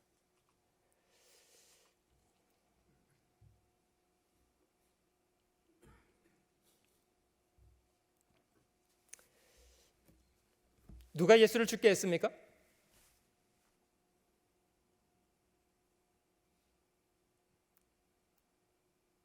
유대인들입니까? 십자가형을 집행했던 로마인들이 그를 죽였던 겁니까? 물론 그렇게 생각할 수 있겠습니다만은 저희가 성경을 돌아가 보면 그가 죽으신 이유가 저와 여러분 각 사람과 전혀 무관하지 않습니다. 여기서 그는 예수님을 이야기하고요. 뒤에 있는 우리는 저와 여러분 이 땅을 살아가는 모든 죄인들을 말합니다. 그가 찔림은 누구의 허물 때문입니까? 우리의 허물. 하나님은 저희의 허물을 그에게 담당시키셨다고 하잖아요. 실제로 그가 찔린 이유는 원래는 우리 허물 때문, 그가 상한 것은 우리 죄악 때문이었답니다. 사실 저희가 죄로부터 자유를 얻을 수 있는 것도 그가 대신 징계를 받으셨기 때문입니다. 여러분, 구원을 받으면 사람의 마음이 죄로부터 치유함을 얻게 되는데요, 그가 우리 죄를 대신 지고 채찍을 맞으셨기 때문이랍니다. 죄를 고집하고 살아가는 사람들이 죄로부터 돌아설 수 있는 것은 그가 우리의 죄를 담당하고 대신 그 무거운 대가를 지불하셨다는 분명한 사실 때문이랍니다. 구약성경에 자신을 통해서 이루실 모든 말씀이 다 이루어진 것을 확인하고 나서야 주님은 크게 소리 지르셨습니다. 다 이루었다.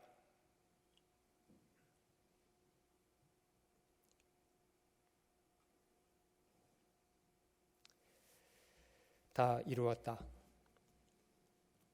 크게 소리 지르시고 그는 돌아가셨습니다. 영화의 장면이긴 합니다만은 어떤 고통을 당하셨는지 여러분들 같이 보시겠습니다.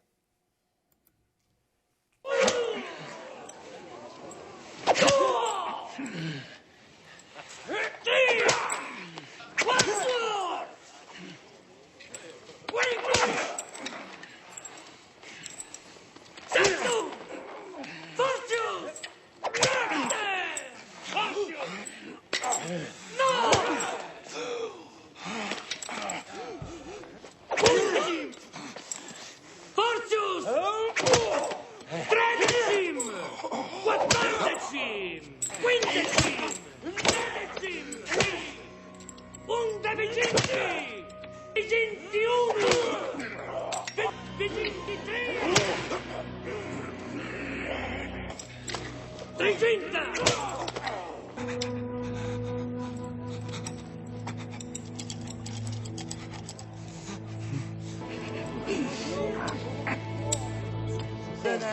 Gusta! Gusta! Unus!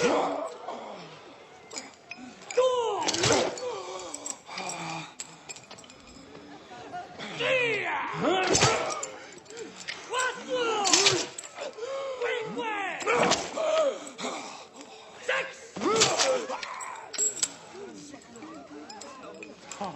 Septum!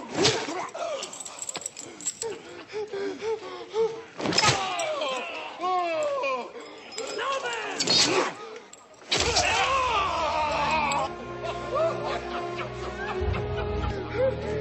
Undecimci! Ventitrés!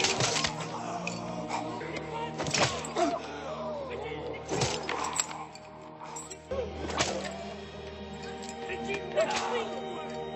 Trigintasexto!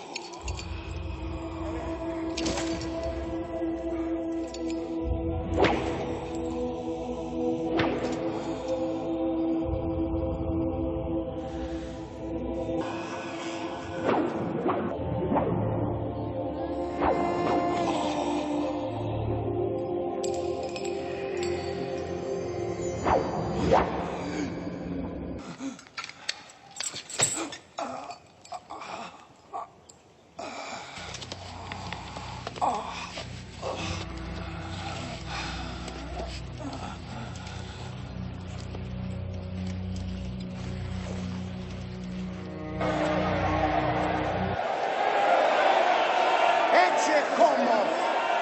Allora sa! Sei l'ufile!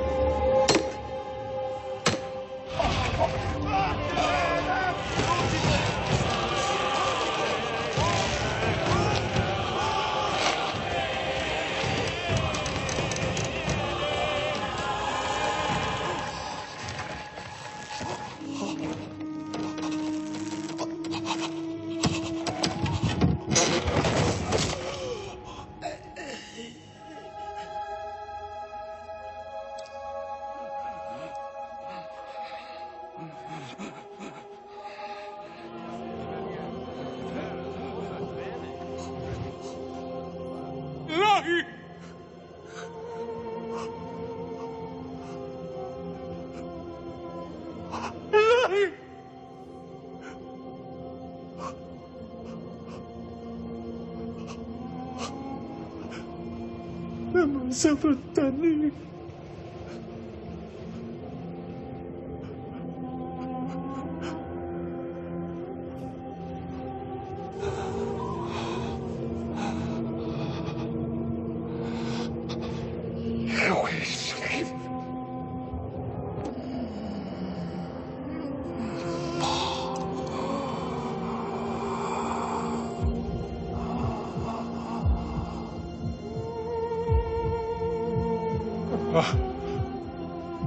They're dead.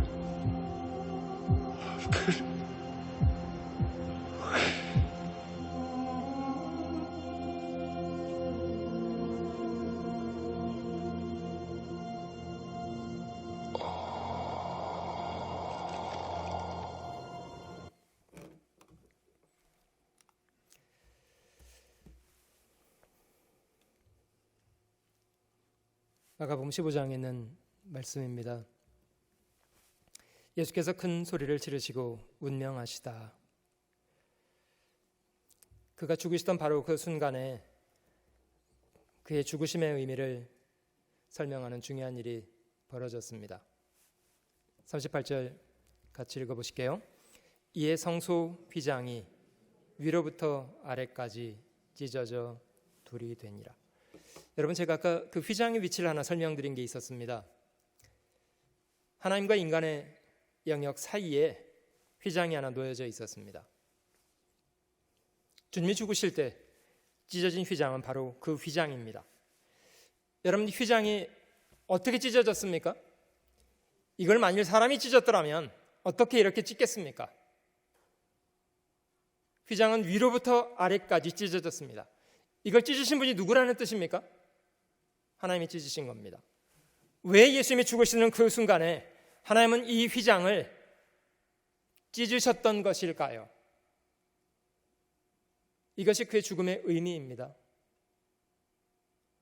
여러분, 하나님은 죄를 용납할 수 없는 거룩한 분이셨고 인간은 죄로 인해서 어둠 가운데 이뤄져 있습니다. 휘장으로 하나님과 사람 사이가 가로막혀 있었습니다. 근데 주님은 자신의 몸으로 인간의 죄를 대신 지시고 대신 죽었습니다. 죄에 대한 대가를 지불하셨습니다. 그래서 하나님도 이제는 모든 죄인에게 나올 수 있는 길을 하나님 편에서 열어주셨습니다. 이것이 예수 그리스도의 죽음의 의미입니다. 그러므로 형제들아, 우리가 예수의 피를 힘입어, 여러분 다른 걸 기댈 수 있는 게 아니고요, 오직 예수님의 흘려주신 피, 우리가 예수의 피를 힘입어 성소에 들어갈 담력을 얻었나니 그 길은 우리를 위하여 휘장 가운데로 열어놓으신 새롭고 산 길이요 휘장은 곧 저의 육체니라. 여러분, 실제로 찢어진 것은 휘장이 아니고요, 예수님의 몸이 저희 죄를 대신해서 찢겨 주었습니다. 주님 말씀하시기를 내가 곧 길이요 진리요 생명이니 나로 말미암지 않고는 아버지께로 올 자가 없느니라. 여러분, 죄인이 하나님께 나아갈 수 있는 길, 죄인이 거룩하신 하나님께 나아갈 수 있는 길, 무엇이 있습니까? 자신의 공로를 힘입어서, 자신의 공로, 자기 의, 자기 열심, 자기 노력? 아닙니다. 전혀 그렇지 않습니다. 조금도 필요하지 않습니다. 죄인이 하나님께 나아갈 수 있는 유일한 길은 그리스도의 십자가뿐입니다. 그의 죽음을 통한 죄 사함, 오직 죄인이 하나님께 나아갈 수 있는 유일한 길은 그리스도뿐입니다.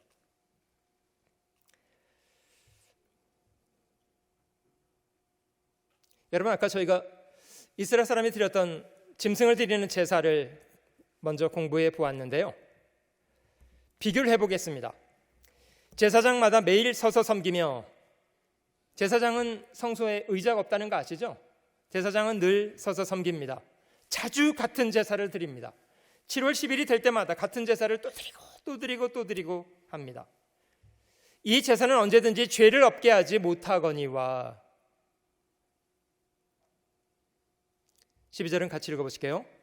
오직 그리스도는 죄를 위하여 한 영원한 제사를 드리시고 하나님 우편에 앉으사. 제사장은 왜 서 있고 예수님은 앉으셨을까요? 제사장은 일이 안 끝났고 예수님은 일이 끝났습니다. 히브리서 9장 말씀에는요, 염소와 송아지의 피로 아니하고 오직 자기 피로 무엇을 이루셨습니까? 영원한 속죄를 이루셨습니다. 영원한 속죄이기 때문에 2000년 전 예수님 이 땅에 오셔서 단 한 차례 십자가에 죽으신 사건으로 반복하지 않았습니다. 한 번으로 끝났습니다. 왜죠? 영원한 속죄이기 때문입니다. 영원한 속죄이기 때문에 다시 동일한 제사를 또 드리고 또 드리고 하지 않았습니다. 단 한 차례로 영원한 속죄를 이루셨습니다. 여러분, 인간을 죄로부터 건질 수 있는 유일한 길은 인간의 죄를 부분적으로 용서하는 것이 아니라요, 완전하고 영원히 속죄하는 길뿐입니다. 여러분, 하나님 자신이 죄에 대해서 홀이라도 남김없이 다 갚기 전에는 받아줄 수 없으신 분입니다. 하나님이 죄인을 받아줄 수 있는 유일한 길은 영원한 속죄뿐입니다. 그 영원한 속죄를 이루시기 위해서 사람이 아니신 영원하신 하나님이 인간의 역사 속에 직접 들어오셔서 자신의 죽음을 통해서 피를 쏟아 주신 것으로 영원한 속죄를 이루어 주신 겁니다. 예수 믿는 사람들 중에요, 어떤 사람들은 예수님이 자기 죄를 위해서 죽었다고 인정해요. 그런데 자신의 과거의 죄만 용서했다고 받아들이는 사람이 있더라고요. 여러분, 그러면 그 사람은 앞으로 지을 죄에 대해서는 어떻게 해야 된다는 겁니까? 언젠가 예수님이 또 와서 죽으라는 건가요? 예수님은 저희 과거의 죄만 용서했습니까? 여러분, 만약에 그렇게 믿는다면 유태인들이 짐승을 드리는 제사를, 짐승을 통해서 제사를 받는, 죄 용서함을 받는 것과 무엇이 다릅니까? 그런 불완전한 제사라면 짐승을 드리는 것과 뭐가 다르습니까? 여러분, 저희가 보기에는 과거의 죄, 현재의 죄, 미래의 죄가 있습니다. 우리 시각으로, 2000년 전 예수님의 십자가에 달린 시각으로 바라본다면 우리의 과거와 현재와 미래는 예수님 보시기엔 어떻습니까? 먼 2000년 후에 살 사람의 동일한 죄이지 않아요? 여러분들 이해를 돕기 위해서 제가 소품을 준비했는데요, 여기 세 권의 책이 있습니다. 제일 두꺼운 책은 우리의 과거의 죄, 살면서 지금까지 세워온, 이건 우리의 과거의 죄입니다. 이건 저희 현재의 죄. 지금도 죄를 짓고 있습니까? 이건 현재의 죄. 이거는 앞으로 살면서 지을 미래의 죄입니다. 예수님은 어디까지 용서했습니까? 우리 과거의 죄만 용서했습니까? 현재의 죄까지만 용서했습니까? 미래의 죄까지도 다 용서했습니까? 네? 어떻다고요? 영원한 속죄라는 말은 인간 역사의 출발부터 마지막 시대까지의 모든 사람의 죄악을 다 포함합니다. 이건 뭐 같습니까? 제가 일부러 붉은색 천을 준비했는데 뭐 같습니까? 예수님의 피. 자, 이건 저희의 죄. 자, 덮어보겠습니다. 잘 보이시나요?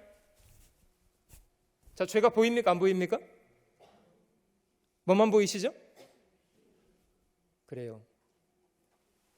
2000년 전 예수님께서 십자가에 쏟으신 피는 영원한 속죄입니다.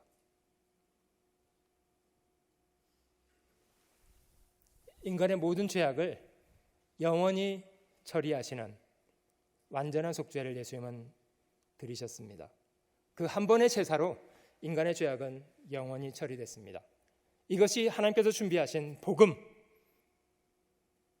우리가 알기 전에 이미 우리의 죄는 2000년 전 예수님의 십자가 죽으심 속에 다 끝났습니다. 우리는 2000년이 지난 지금 성경을 통해서 비로소 그 사실을 알게 됐습니다. 성경은 영원한 속죄라고 합니다. 좀 비교를 해볼게요.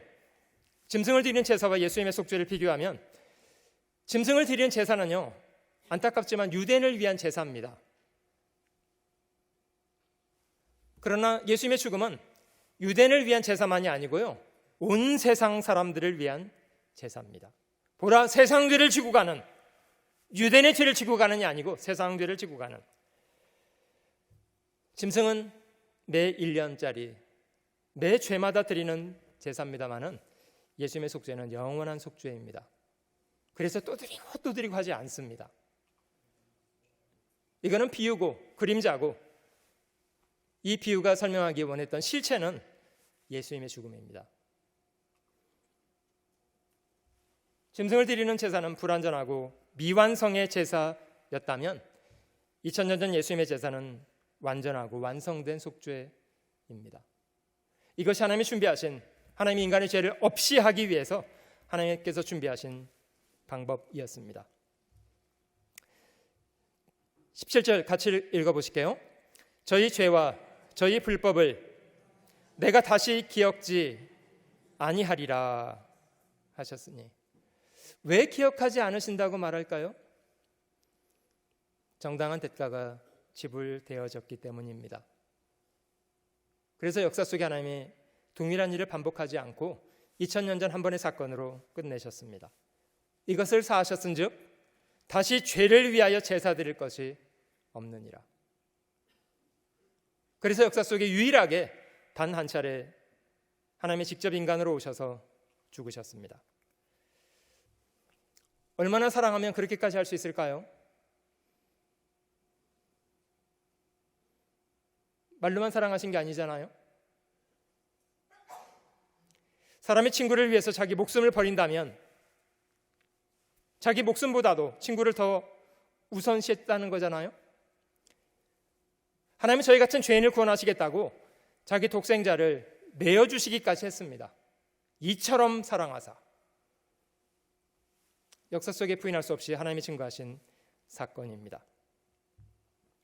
여러분, 정말 사랑하면요, 사랑하는 사람을 위해서는 돈도 줄 수 있을 뿐만 아니라 자기 몸의 한 부분도 나누어 줍니다. 이 아이는 신장이 망가져서 죽어가는 아이인데요, 한 사람이 신장을 대신 내어주었습니다. 이 여자아이의 아빠였대요. 왜 신장을 내줬을까요? 왜죠? 나만 돌아서 준 거라고요? 신장 2개 있으니까 하나 꺼내도 뭐 살 수 있죠? 여러분, 신장이 10개여도 사랑하지 않으면 안 줍니다. 사랑하면 신장도 꺼내주고요, 간도 잘라주고, 이 딸은 자기 아버지를 위해서 간을 잘라줬어요. 이 아이 얼굴 색깔이 조금 안 좋죠? 아이가 태어났는데 간 기능을 못하는 아이였대요. 그래서 아이를 낳자마자 엄마가 자기 몸을 열어서 간을 잘라서 아이에게 주었어요. 왜 이렇게까지 합니까? 왜죠? 사랑하면요, 못 말립니다. 사랑하면 못 말립니다. 왜 하나님은 자기 독생자까지 내어줘서 십자가에 죽게 하셨을까요? 죄인을 사랑하셨기 때문에요. 저와 여러분을 하나님이 사랑하셨기 때문에요. 하나님의 사랑이 우리에게 이렇게 나타난 바 되었으니 하나님이 자기 독생자를 세상에 보내심은 저로 말미암아 우리를 살리려 하심이니라. 사랑은 여기 있으니 우리가 하나님을 사랑한 것이 아니요 오직 하나님이 우리를 사랑하사 우리 죄를 위하여 화목제로 그 아들을 보내셨음이니라. 하나님은 처음부터 자기 아들을 죽이기 위해서 보내셨답니다. 여러분 그 얘기 기억나시죠? 창세기 22장에 하나님이 아브라함한테 독자 이삭, 사랑하는 독자를 모리아 있는 생각에서 죽이라 뭐 이렇게 명령한 거 기억나십니까? 이유 설명하셨습니까? 왜 그런 일을 시키는지? 설명 안 하셨습니다. 그래서 아브라함이 대들었습니까? 하나님 그건 못하겠습니다. 대들었습니까? 힘이 안 들었을까요? 여러분 아버지가 자기 사랑하는 아들을 자기 손으로 잡으라는 건데 얼마나 힘들었겠습니까? 아브라함은 아들을 데리고 3일 길을 걸어서 모리아산까지 갔답니다. 산에 올라가서 제단을 준비하고 나무를 벌려놓고 아들을 앉혔대요. 산에 올라가는데 아들이 이삭이 그러더랍니다. 아버지 제사 드릴 준비가 다 됐는데 양은 어디 있습니까? 아브라함이 뭐라고 했답니까? 그러게 말이다. 세상에 하나님이 너를 잡으라고 하다니 이건 말도 안 돼. 막 이렇게 막 원망을 했습니까? 아브라함은 아들아 여호와 이래란다. 하나님이 자신을 위해서 스스로 준비하실 거란다. 아브라함은 그 말이요 2000년 후에 이루어지리라고 생각 못했을 것 같아요. 여러분 아버지 아브라함이 독자 이삭을 번제로 드렸던 그 자리가 2000년 후에 예수님이 십자가에 죽었던 그 자리라는 거 아세요?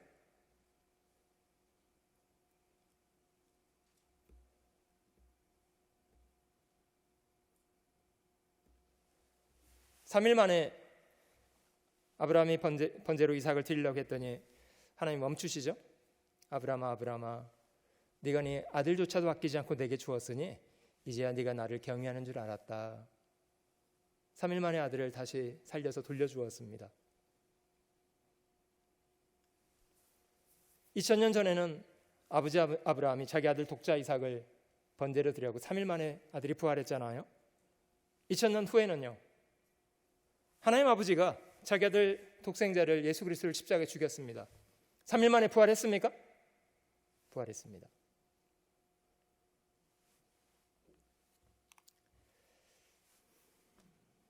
우리가 아직 연약할 때에 미리 약속하신 대로 그리스도께서 경건치 않은 자를 위하여 죽으셨도다.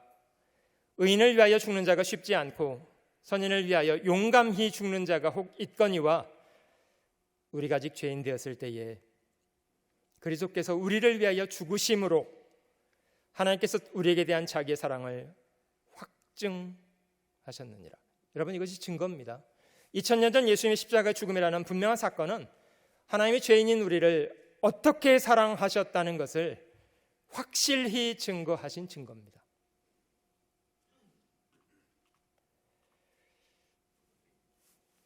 성경에 복음을 이렇게 정의하시는데요. 서두에 제가 잠깐 먼저 읽어드렸습니다.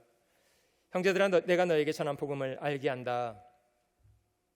2절 너희가 만일 나의 전한 그 말을 굳게 지키고 헛되이 믿지 아니하였으면 이로 말미암아 이 복음으로 말미암아 구원을 얻으리라. 우리가 믿어야 될 것은요 복음을 믿는 겁니다. 그 믿음의 내용은 이렇습니다. 다음 구절에 이는 성경대로 그리스도께서 죽으시고 장사 지낸 바 되었다가 성경대로 사흘 만에 다시 살아나사. 여러분 두 번 반복된 것은 성경대로 그가 죽으셨다. 맞습니까? 성경대로 죽으셨습니다. 장사 지낸 바 되었습니다. 성경대로 사흘 만에 다시 살아났습니다. 맞습니까? 그가 살아나지 않았더라면 사실 기독교는 없습니다. 누가 살아나다는 사람을 살아났다고 거짓말을 퍼뜨리고 싶어서 목숨을 버립니까? 주님의 제자들은 그가 부활했다는 사실 한 가지를 전하기 위해서 죽는 편을 선택했습니다. 그가 분명히 살아났다는 걸 증명합니다. 여러분, 그리스도께서 성경대로 죽으시고 장사 지는 바 되었지만 성경대로 사흘 만에 부활하신 의미는 무엇입니까? 왜 그렇게 하신 겁니까? 3절에 말씀하신 것처럼 우리 죄를 위한 겁니다. 그는 우리 죄를 위해서 죽으셨습니다. 이사야서 53장에 있는 말씀입니다만은 다시 확인해 볼게요. 여기서 그는 예수님을 말하고요.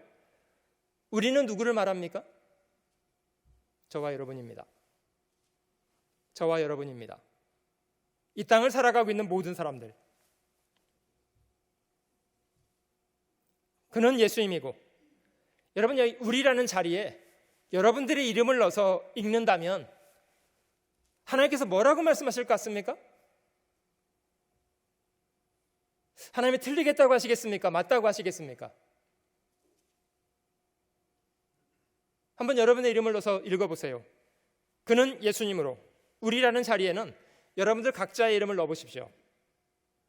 제 이름은 우성준입니다. 제 이름 넣지 마시고요. 여러분들 이름 넣으세요. 같이 한번 읽어보실게요. 예수님의 찔림은 우성준의 허물을 인함이요 예수님의 상함은 우성준의 죄악을 인함이라. 예수님의 징계를 받음으로 우성준이 평화를 누리고 예수님의 채찍에 맞음으로 우성준이 나음을 입었도다. 여러분, 이렇게 읽는다면 하나님께서 뭐라고 하시겠습니까? That's right. 맞다고 하십니다. 내가 너를 위해서 죽었다.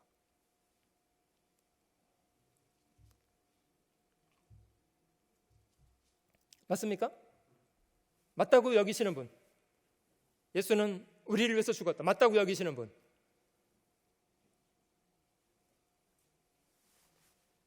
저는 이거보다 더 맞는 표현이요, 이거라고 생각합니다.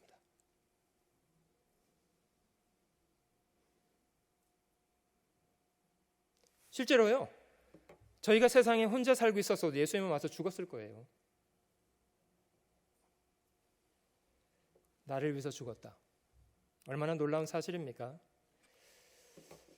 저희가 구원을 받는다는 것이 어떤 거냐면요, 예수님을 통해서 죄 사함을 받는 겁니다. 죄는 저희가 지었는데 죄를 없이 해주시는 일, 주님이 하셨습니다. 죄의 사함으로 말미암는 구원. 여러분, 구원은 받았다고 말하는데 죄의 사함을 말하지 않는다면 그건 성경이 말하는 구원이 아닙니다. 성경이 말하는 구원은 죄 사함으로 말미암는 구원입니다. 여러분, 디도서 3장에 있는 이 말씀은 구원이라는 단어가 얼마나 다양한 걸 설명하는지 저에게 설명하는데요, 우리를 구원하시되, 여러 가지가 보이십니까? 좀 정리해 드릴게요. 우리의 행한 바 의로운 행위로 말미암지 아니하고 오직 그의 긍휼하심을 조차 중생의 씻음과, 여기 중생이라는 단어가 보입니다만은 달리 번역하면 거듭남의 죄사함입니다. 죄사함을 통해서 우리 죄를 씻어주신 것을 말합니다. 그것이 중생이랍니다. 성령의 새롭게 하심으로 하셨나니 성령을 우리 구주 예수 그리스도로 말미암아 우리에게 풍성히 부어주사 우리로 저의 은혜를 힘입어 의롭다 하심을 얻어 영생의 소망을 따라 후사가 되게 하려 하심이니라. 이 복잡한 의미들이 반복되어 있는데요, 이 구원받는다는 속에 죄사함을 받았다, 거듭났다, 성령 받았다, 의롭다함을 얻었다, 영생을 얻었다, 하나님의 자녀 되었다, 다 들어 있습니다. 가장 중요한 내용이 뭐냐? 죄사함이요. 하나님이 저희 죄를 용서하시는 이유가 뭡니까? 안 받아주시겠다는 겁니까? 받아주시겠다는 겁니까?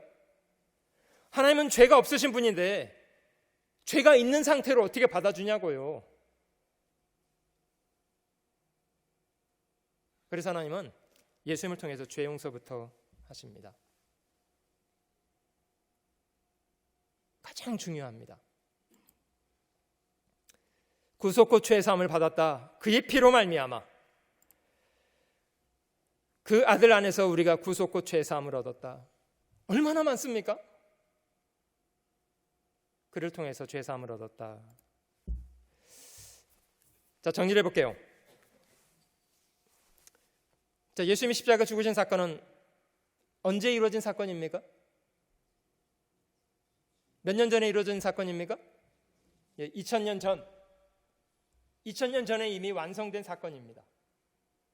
완성된 사실을 하나님은 성경에 기록하셨고요, 모든 사람이 믿을 수 있도록 저에게 증거해 주셨습니다. 이미 완성된 사건입니다. 지금 이루어지고 있는 게 아니고요, 이미 2000년 전에 완성된. 저는 성경을 통해서 그 완성된 사실을 알게 됐는데요, 이제 우리에게 남은 부분이 있습니다. 그 성경에 말씀하시는 복음을 믿는 것은 저희 몫입니다. 왜 사람이 구원을 받지 못합니까? 들으려고 하지 않고, 믿지 않고, 사실을 부정하고, 하나님도 부정하고, 하나님이 이루신 일도 부정하고,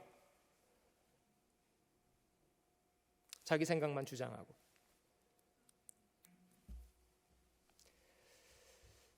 하나님이 하신 일을 그대로 존중하고 받아들이는 사람, 그 이름을 믿는 사람, 하나님의 자녀가 되는 권세를 주셨답니다. 왜 믿는 사람이 심판을 받지 않냐면요, 유월절 양의 피가 발려진 집안에 있는 사람은 심판을 받지 않았습니다. 내가 피를 볼 때에 너희를 넘어간다. 왜 심판받지 않냐? 유월절 양이 대신 심판을 받았기 때문이에요. 죽어서. 예수님이 저희 죄를 대신해서 심판을 받으셨다는 분명한 사실 때문에 그를 믿는 자는 심판을 받지 않습니다. 이것이 하나님의 조건 없는 무조건적인 사면입니다. 용서. 저를 믿는 자는 심판을 받지 아니하는 것이요, 믿지 아니하는 자는 하나님의 독생자 이름을 믿지 아니함으로 벌써 심판을 받은 것이니라. 여기 재미난 사건이 한 가지 있는데요, 혹시 아시는 분 계시죠? 괌에서 혼자 30년간 전쟁하던 사람. 2차 대전이 1945년 끝났습니다.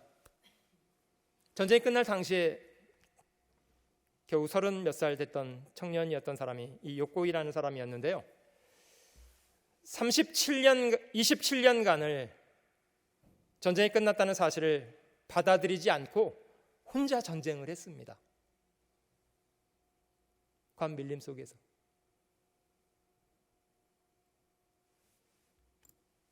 이랬던 사람이 이렇게 돼버렸습니다. 왜 이 사람은 혼자 그렇게 전쟁했던 건가요? 이유가 뭐죠? 믿지 않았어요. 사실을 부인해버렸습니다. 혼자. 나중에 밀림에 숨어있는 이 사람을요, 상관을 보내서 잡아냈거든요. 상관이 가가지고, 야, 너 육고이 맞지? 육고입니다. 너 여기서 뭐하고 있냐? 전쟁 중입니다. 야, 이 미친놈아, 30년 전에 끝났다. 언제 끝났습니까? 30년 전에. 잘했습니까? 여러분, 인간의 죄를 하나님 편에서 다 없이 하신 것이 몇 년 전 사건입니까? 2000년 전요. 그럼 저희는 뭘 해야 합니까? 부정해야 합니까?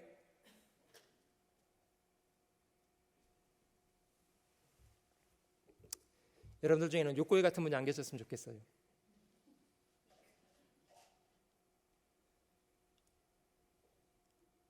여러분, 십자가에 죽으신 예수님이 우리 죄와 무관합니까? 상관이 있습니까? 상관이 있습니다. 하나님은 우리 죄를 위해서 그렇게 하셨다고 성경을 통해서 말씀하십니다. 여러분들이 아니라고 부정해도 성경은 그렇게 말씀하십니다. 여러분들이 할 것은 성경을 뒤로하고 부정하든지, 아니면 성경을 있는 그대로 존중하고 하나님 감사합니다 받아들이든지, 둘 중에 하나입니다. 어떻게 하실랍니까? 믿으시겠습니까? 한번 손 들어보실래요? 나는 믿겠습니다라는 분. 할렐루야입니까? 믿습니까 여러분?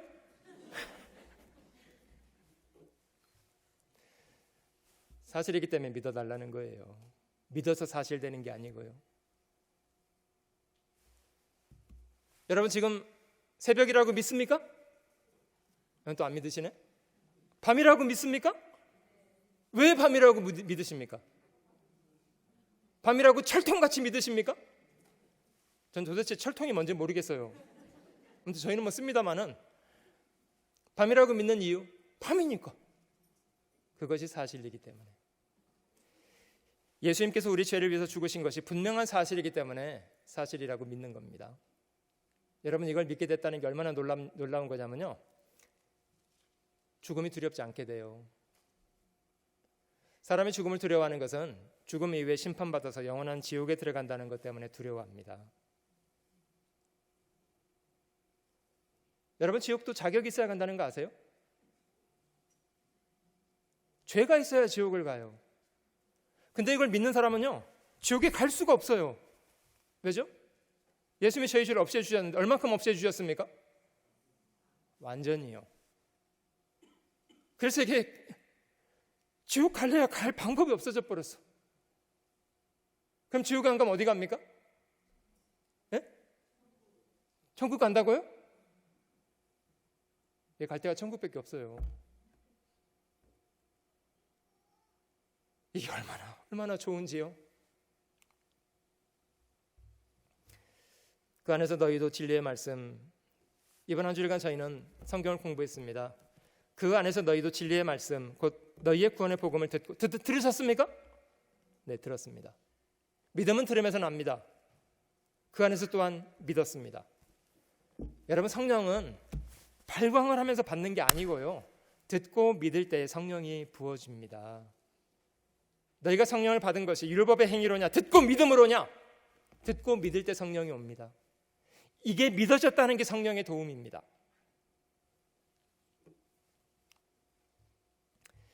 너희가 그 은혜를 인하여 믿음으로 말미암아 구원을 얻었나니, 얻을 것이다가 아니에요. 너희가 구원을 얻었나니 이것이 너희에게서 나는 것이 아니다. 우리가 뭘 해서 받는 게 아니잖아요. 하나님이 일방적으로 다 해놓으셨고 저희는 그냥 하나님이 주신 걸 받은 것뿐이에요. 하나님의 선물. 행위에서 난 것이 아니니 이는 누구든지 자랑치 못하게 합니다. 여러분 이 구원의 선물을 다 받으셨습니까? 네, 다 받으셨죠? 제가 전에 그 오프라 쇼에 그 오신 분들한테 스포츠카 하나씩 주니까 그냥 난리가 났던데, 여러분들은 그 정도 난리가 안 나시는군요. 영원한 선물을, 영원한 생명을 선물 받아도 얼마나 자절하게 좋으신지 그냥 꾹 참아요. 막 너무 좋은데도 그냥. 천국 가게 됐다. 여러분 저희는 그냥 받음으로 구원을 받게 됐습니다마는 이걸 준비하신 하나님이 얼마나 많은 일을 하셨나 생각해 보세요. 하나님은 구약성경에 1000년 넘는 기간 동안 복음을 구약성경에 약속하고 직접 사람으로 이 땅에 오셔서 십자가에 죽으시잖아요. 피를 뚝뚝 쏟으시고. 이 복음이 전해지는 와중에 얼마나 많은 사람들이 고단한 희생을 했는지 아십니까? 오늘날까지 저희가 그래서 복음을 들을 수 있게 됐습니다. 선물로.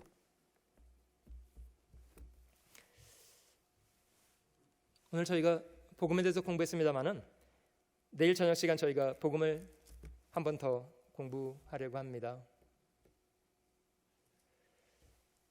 회개한다는 것이 얼마나 중요한 것인지, 복음이 우리에게 얼마나 소중한 선물인지 내일 하루 더 저녁 공부하면 우리가 왜 남은 생에 어떻게 살아야 될 것인가에 대한 방향도 분명하게 정할 수 있으리라고 생각합니다. 같이 기도하시고 오늘 시간을 마무리하겠습니다. 살아계시는 주 하나님, 죄로 인해 이뤄져 있었던 불쌍한 사람들, 우리가 알기 전에 하나님의 복음의 귀한 사랑으로 먼저 저희를 사랑하시고 우리의 죄를 주 그리스도에게 대신 담당케 하시고 주님 친히 이 땅에 사람으로 오셔서 저희의 모든 죄와 허물을 자신의 몸에 담당하시고 십자가의 그 모진 고초를 다 당하시고 그 귀한 피를 쏟아 주신 것으로 저희의 모든 죄와 허물을 영원히 없이 해주신 이 귀한 은혜 진심으로 감사합니다. 우둔한 저희 마음을 여셔서 기록된 성경을 깨닫게 하시고 하나님이 저희를 어떻게 사랑하셨는가를 알게 하시니 감사합니다. 이런 하나님의 무거운 사랑 앞에 저희가 이제는 어떻게 살아야 하는지도 성경을 통해 자세히 배우고 하나님 보시기에 아름다운 사람으로 하나님을 기쁘시게 하는 귀한 사람으로 살 수 있도록 남은 생에 도와주시옵소서.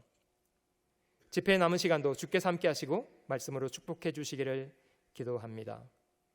모든 것을 감사하며 저희를 죄악 가운데서 건져 구원해 주신 구주 예수님의 귀하신 이름으로 감사하며 기도드립니다.